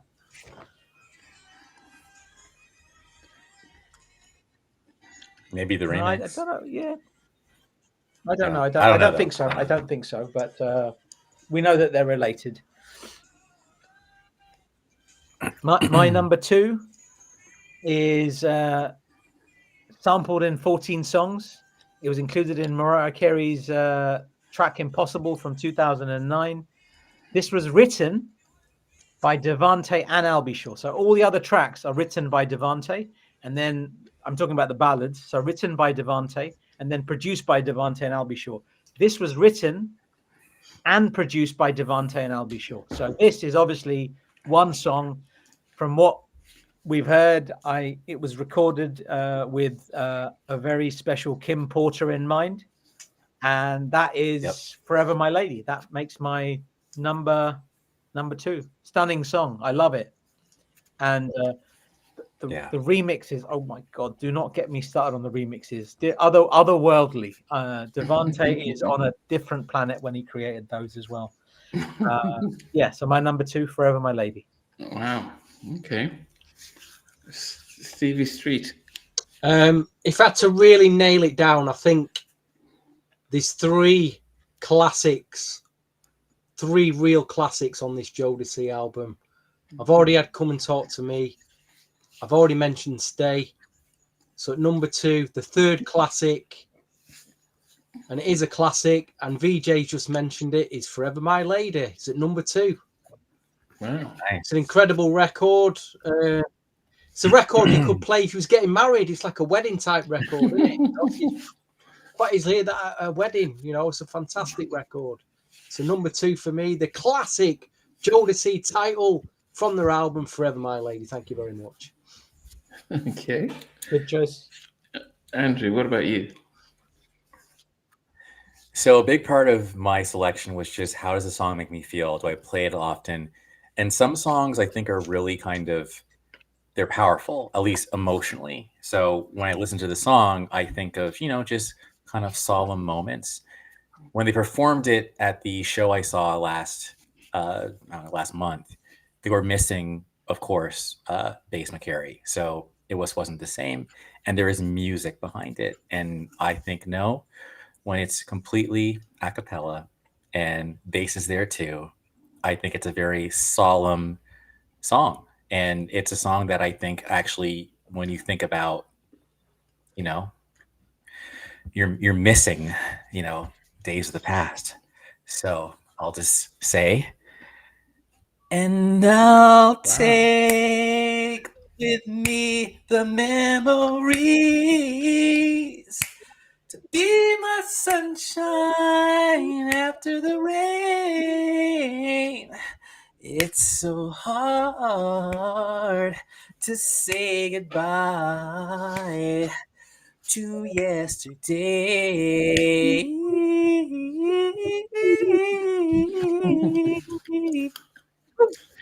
Anyhow, so hard to say goodbye to yesterday is my number 2. I don't listen to it very often, but when I do listen to it, I go, man, I think of that movie. Oh my God, what's it called again? Cooley High. I think of Cooley High. I think of also the Flex's version from House Party 2, and then of course their version. So it's just every day that we have, even this moment right here, not to get corny on you guys, but seriously, these are special moments and we should just not take them for granted. Yeah, no, I mean, definitely. I mean, good that you put it that high up. And as I said, I appreciated when I first heard it. I think it shifted over time. Hopeful mentioned about there's a different version of Forever My Lady that Devante wrote compared to what they did with I'll Be Sure. And I probably, because I know he wrote it when he was 16, but I can imagine the lyrics being different because Dalvin said that we were kids, so we didn't know anything about having babies and stuff. He probably had a different thought of it, and I'll Be Sure's influence might have been about giving birth. So that would be interesting stuff. Okay.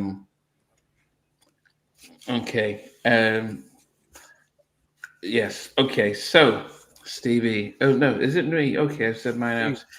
Okay, so I'm gonna start off.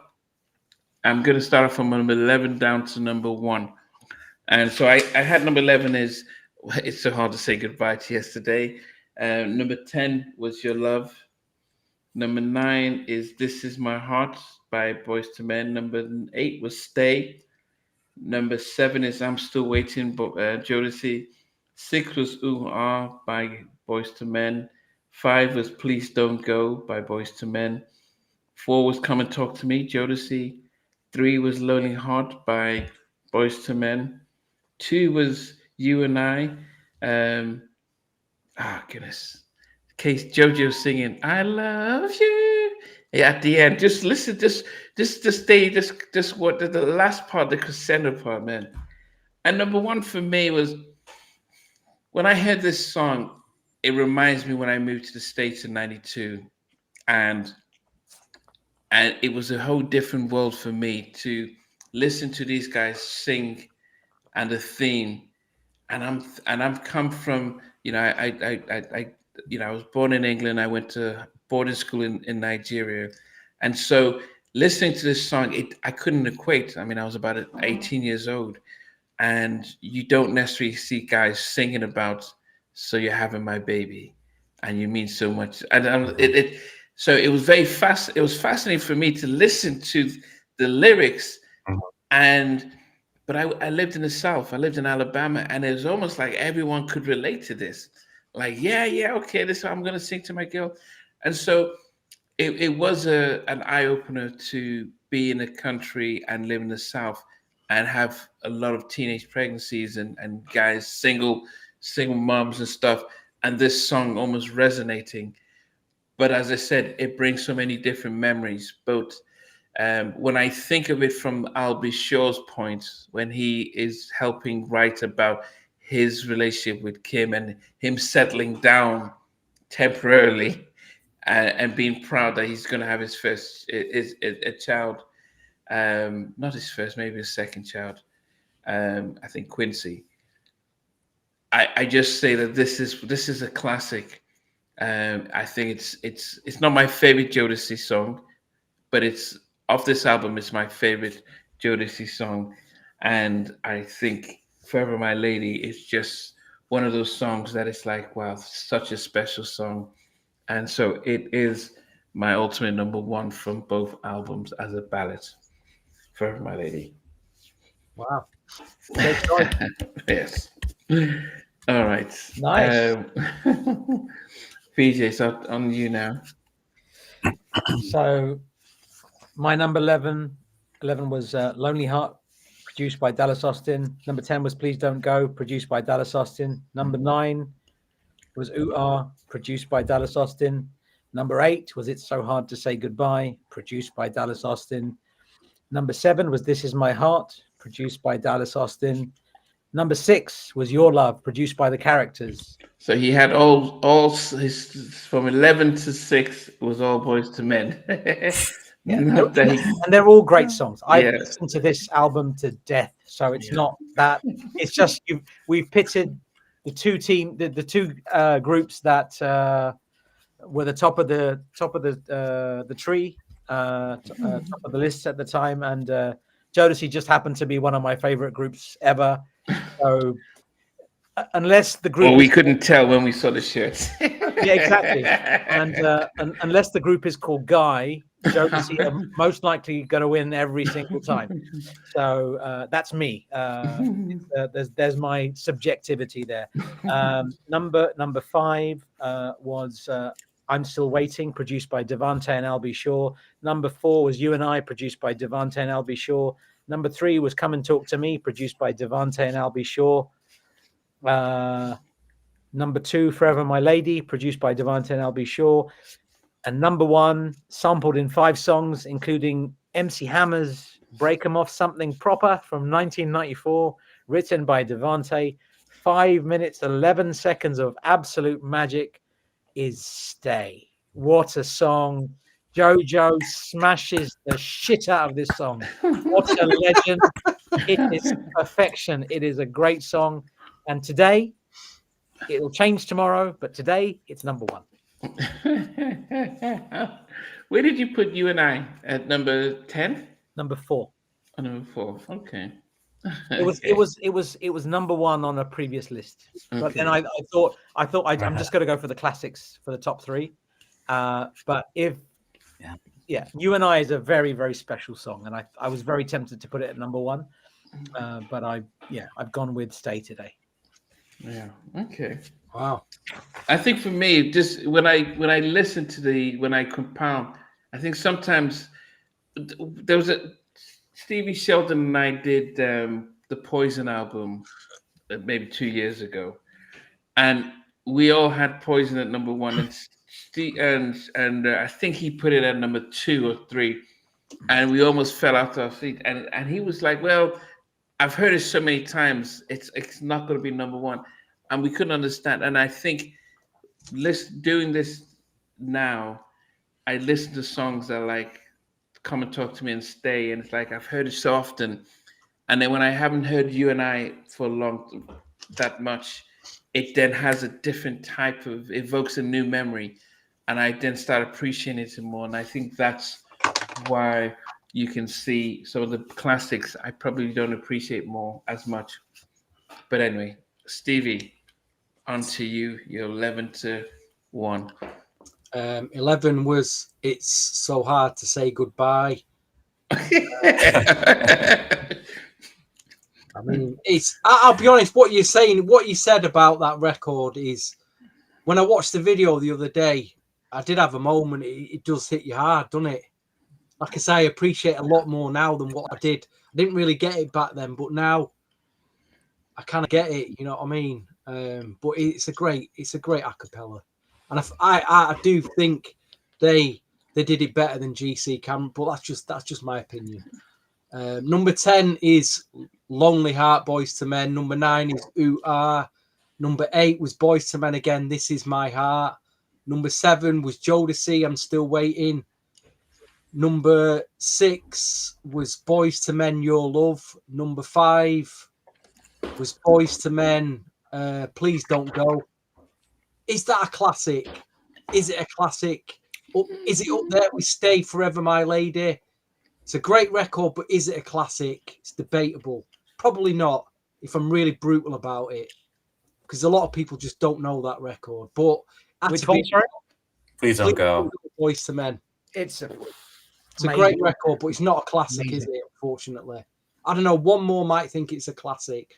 All right, number 4, I had Jodeci, Come and Talk to Me. Number 3, I had Jodeci, Stay. Number 2, I had Jodeci, Forever My Lady. Either of those could have been number 1.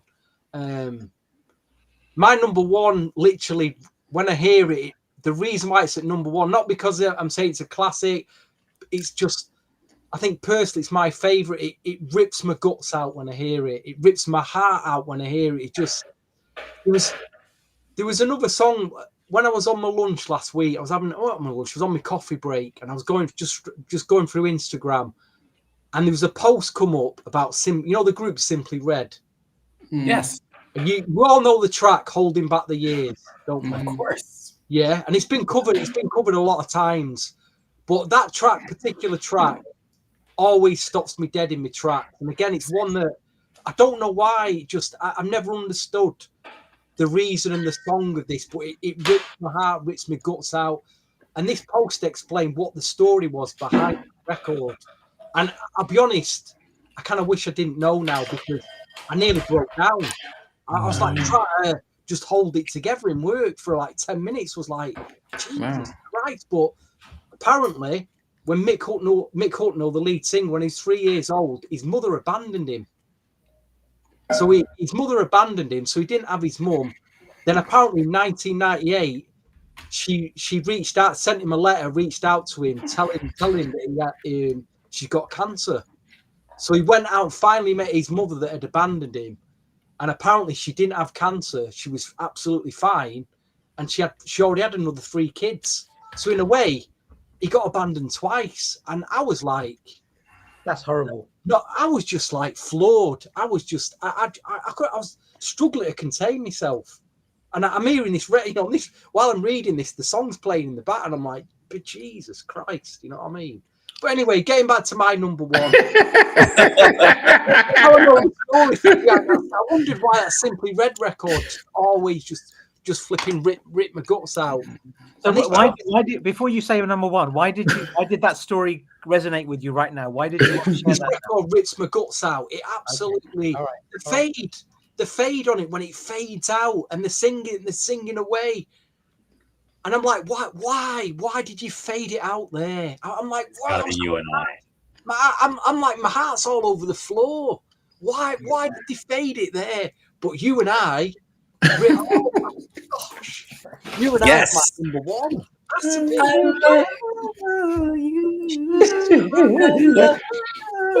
Yeah. You got those backgrounds and it's just like, why? Just come back, you know. Sorry, I didn't co-sign your shit. Sorry. So I have to bring the drama. I always bring the drama to the podcast. Yeah. Wow, lovely choice, man. I mean, I'll tell everyone if you do just you take and a I chance, together just as listen one. to it. You play to your lady together as one. You and oh my God! Send that to your girl. Send it to your wife. You know what I mean? Send it to your wives. You know, if she's off with you and she's not talking to you and she feels like you're taking her for granted, just put that song in a WhatsApp, and you know you'll be getting it that evening. You'll be getting it, I'm telling you. Yeah, I would just say, just go back and I think most people would not remember it. I didn't remember it, but listen to it as well.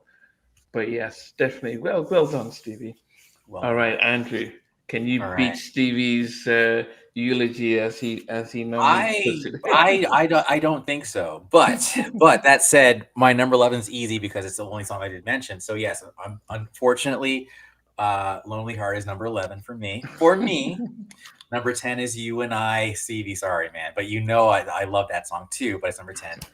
Number 9, Your Love, Boyz II Men. Number 8, Forever My Lady, Jodeci. I crisscrossed a lot on my list. Then number 7, Ooh Ah, Boyz II Men. Number 6, This Is My Heart, Boyz II Men. Number 5, Come and Talk to Me, Jodeci. Number 4, Please Don't Go, Boyz II Men. Agree with you, it's not in the top 3. Number 3, I'm Still Waiting, Jodeci. Number 2, It's So Hard to Say Goodbye to Yesterday. And number 1, for some reason in my brain, this song has only gotten better to me over the years. And when I think about this song, it makes me go, wow, we were lucky to have been alive during this era. And it just gets more gilded and classic. And as VJ said, perfect songs don't need remixes. So even though I do not have vocal chops nearly as good as this man, I'm still going to try to do justice to the song again. This is my second time singing this song on the podcast, and that is, I'm sorry I left you drowning. Since you've been gone, I've been all alone. 'Cause all of my tears, you know they left me drowning. Please, baby, I'm begging for you to stay at home tonight. Oh, let's start love again, start love tonight. Yeah. We can be more than just friends. Don't you know the sun? It's going down, so baby, won't you stay for a little while? Sorry, guys. Baby, baby, won't you just stay? Oh, baby, won't you just stay for a little while? All right. Y'all. Thank you for letting me do that. But number one, stay. You know, when I hit that part where it says that the sun is going down, I remember Age of Ultron, and Black Widow telling the Hulk, "The sun is going down." So I always remember. Then Thor tried it in Thor Ragnarok. Yeah, you go. So yes, that anytime I listen to I'll tell that, you, you won't get this on any other podcast. You know, you'll get this array on any other podcast. We're bringing it this evening. We're bringing it.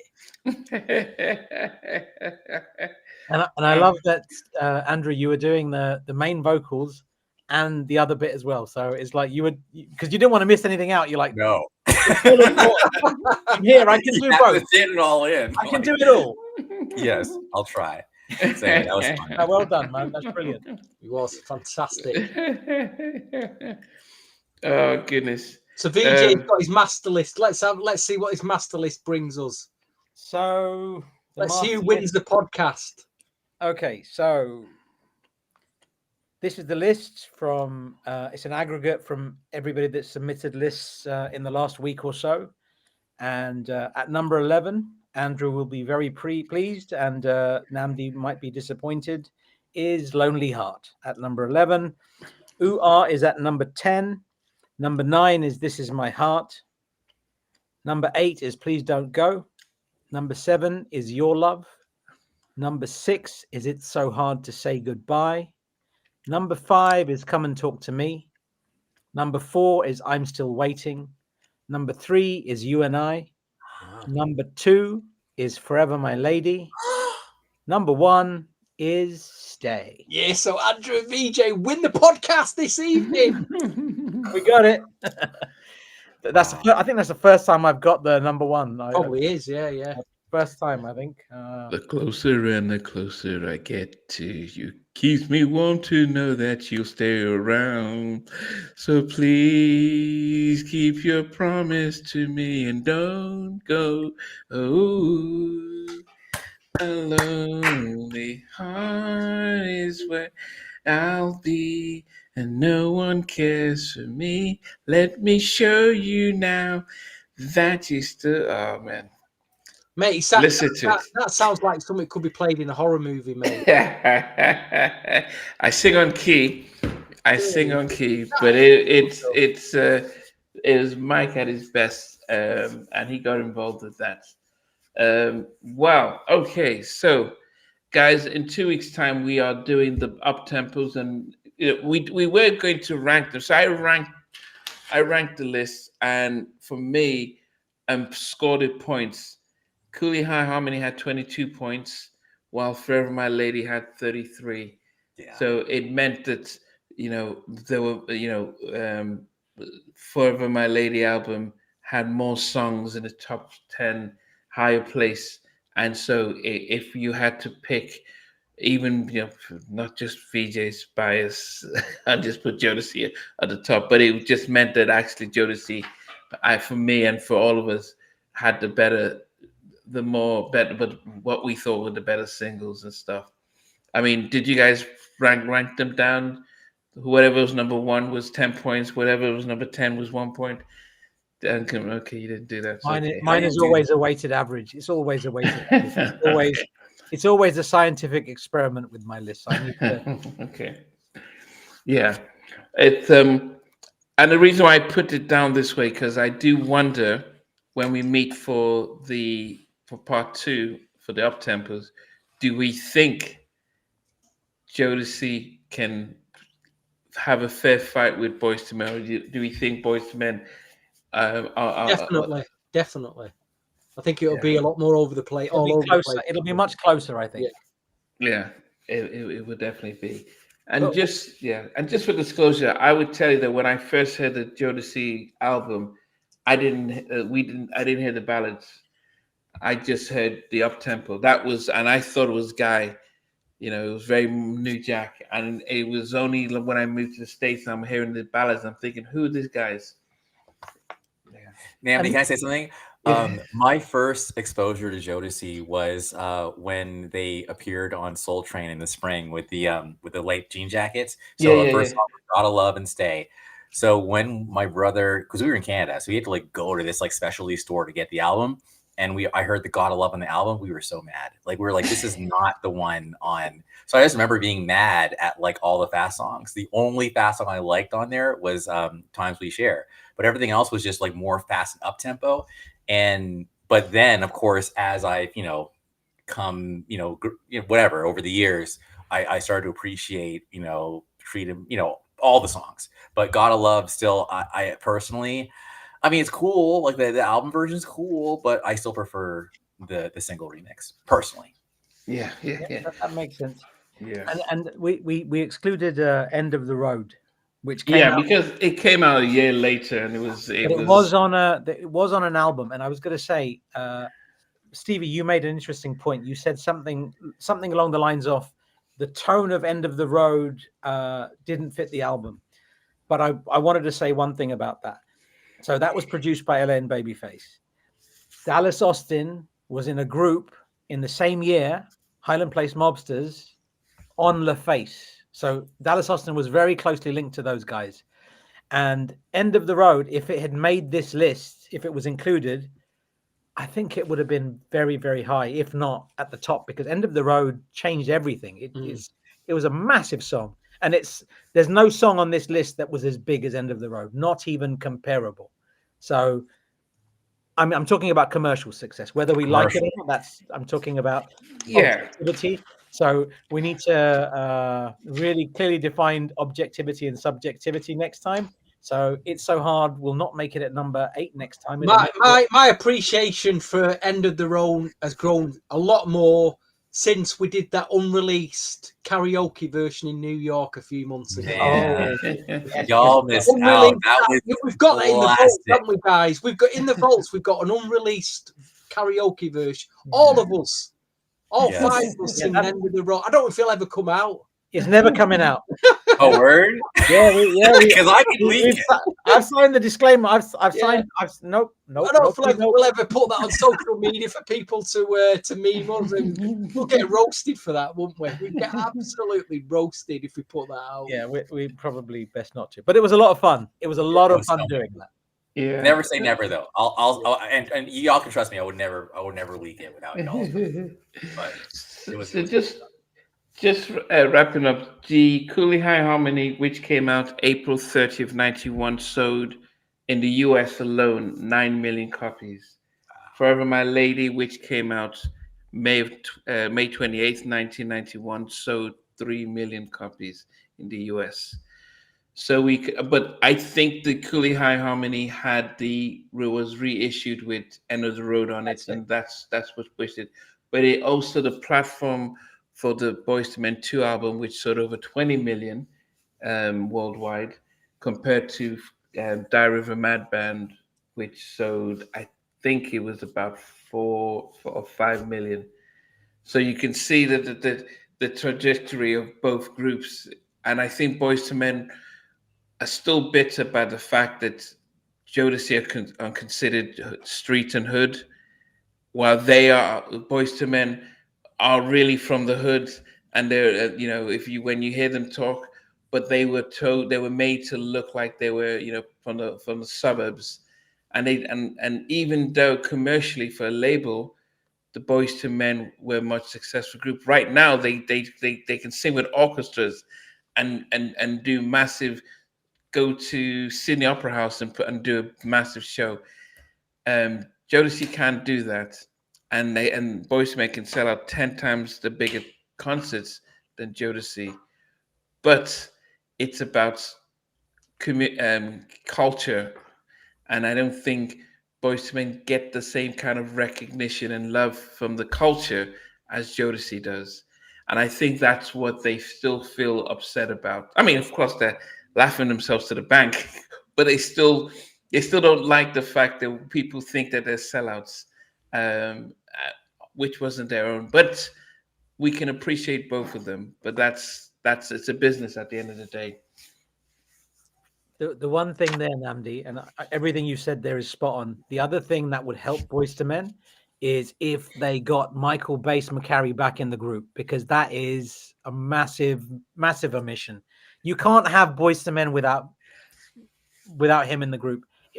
They still sound fantastic. They're solid, but he brought a different element. It's like having a 4-course meal with only 3 courses.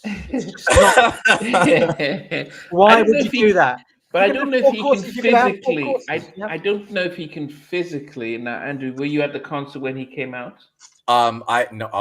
He was at a previous one. But check this out though, and I'm so with you guys on Mike, especially you, Veej. But check this out. I will say, like, I was watching YouTube. God bless YouTube. We're on YouTube. Anyhow, and Sean Stockman was talking about the story, like how it all went down. And after I heard the story, and trust me, I was with you. I was like, it's not Boyz II Men without the 4 of them. Once I heard the story, I was like, okay, like, like I understood at that point. Now, many years have passed, so I feel like now let's come back together. But basically, when I heard what went down, I got it. I was like, okay, now, I mean, but people grow up, people get wiser, but it was pretty, I'll just say there was some physical violence, and that's not cool. But he has MS, and I think he wasn't in the right frame, and he was taking it out on the guys. That makes sense. They didn't communicate, and he was just being, he was not showing up, not rehearsing, not returning calls, and then getting angry. But now he's still with a working stick, and so it's hard to. But they still have it all love. I don't think he physically, because he can't really walk. So I don't know if he could get back. And when they did try and get them to sing on stage, it was off. Oh, was it? Okay. Yeah, because he's just been out of sync with it. But it's it's definitely a pity. Wait, one more thing. Sorry, but yeah, go ahead. A big part of what made Boyz II Men dope was the harmonies, and I just feel like with only 3 people, it's so obvious you're doing tracks, right? So it's like no, and I know that Sean had said we asked our fans, and our fans said no, like we want it to be the 3 of them. I'll be honest and say, if I was a member of a group and we had to split the money 3 ways, do I really want to split it 4 ways now? Like, I'm good. Let's keep it, But I do think no. Find another member and keep it moving, because they try to get Mark Nelson. Yeah, but he's not a bass guy though. You know what I'm saying? Like, just get a bass guy, and then let's just have one more album as a group. And finally, last thing I'll say, I'm sorry, I'm excited. I will say that after the show that I saw on Instagram, Sean said we had like a series of podcasts, or we did an interview after the show. So he basically said, get ready. It's going to be. We talked about a lot of stuff, and like stuff that even like just it was practically therapy, So I look forward to hearing whatever comes out of that conversation. So. Yes. Okay, guys, it's been a beautiful 2 hours and 5 minutes. As always, you guys who are commenting throughout, as you can see, that's why we've kept the comments in there, because it wasn't fair for us to appreciate it ourselves. So we wanted everyone else to be able to see the comments along as we go. thanks for always being part of this, because it makes, if the three of us, if the four of us were doing it on our own, it wouldn't be as much fun. So we appreciate every single one of you guys. Please join us in 2 weeks' time when we do the up tempo. It might not be a blowout for Jodeci as we might have seen tonight. So from VJ, Stevie. Well, Saturday night we've got Jade. We've got a day Lane is coming back. We've got Jade. We're going to do the Jade debut album on Saturday night. So do join us. Do join us. Yes. Thank you. Okay, guys. So we will catch you as always. And thanks for joining in. And we'll see you next week or the week after. Take care, guys. Bye-bye. Hey guys, thanks for watching. Thanks for being a part of Halftime Chat. Please remember to subscribe, share, and comment. But most importantly, why don't you become a member of Halftime Chat? We've got amazing videos, amazing perks, and being able to support the channel. But anyway, thanks for watching. Take care. I never participated in that kind of. Somewhere in between us, or even loving us, on which I didn't miss you What was it like growing up? She's still making an impact on 4 houses down. I have a couple of pieces. trying to get this one and that one. That works for you, but just for me, No, okay, They understand what Jodeci Boyz II Men Cooleyhighharmony.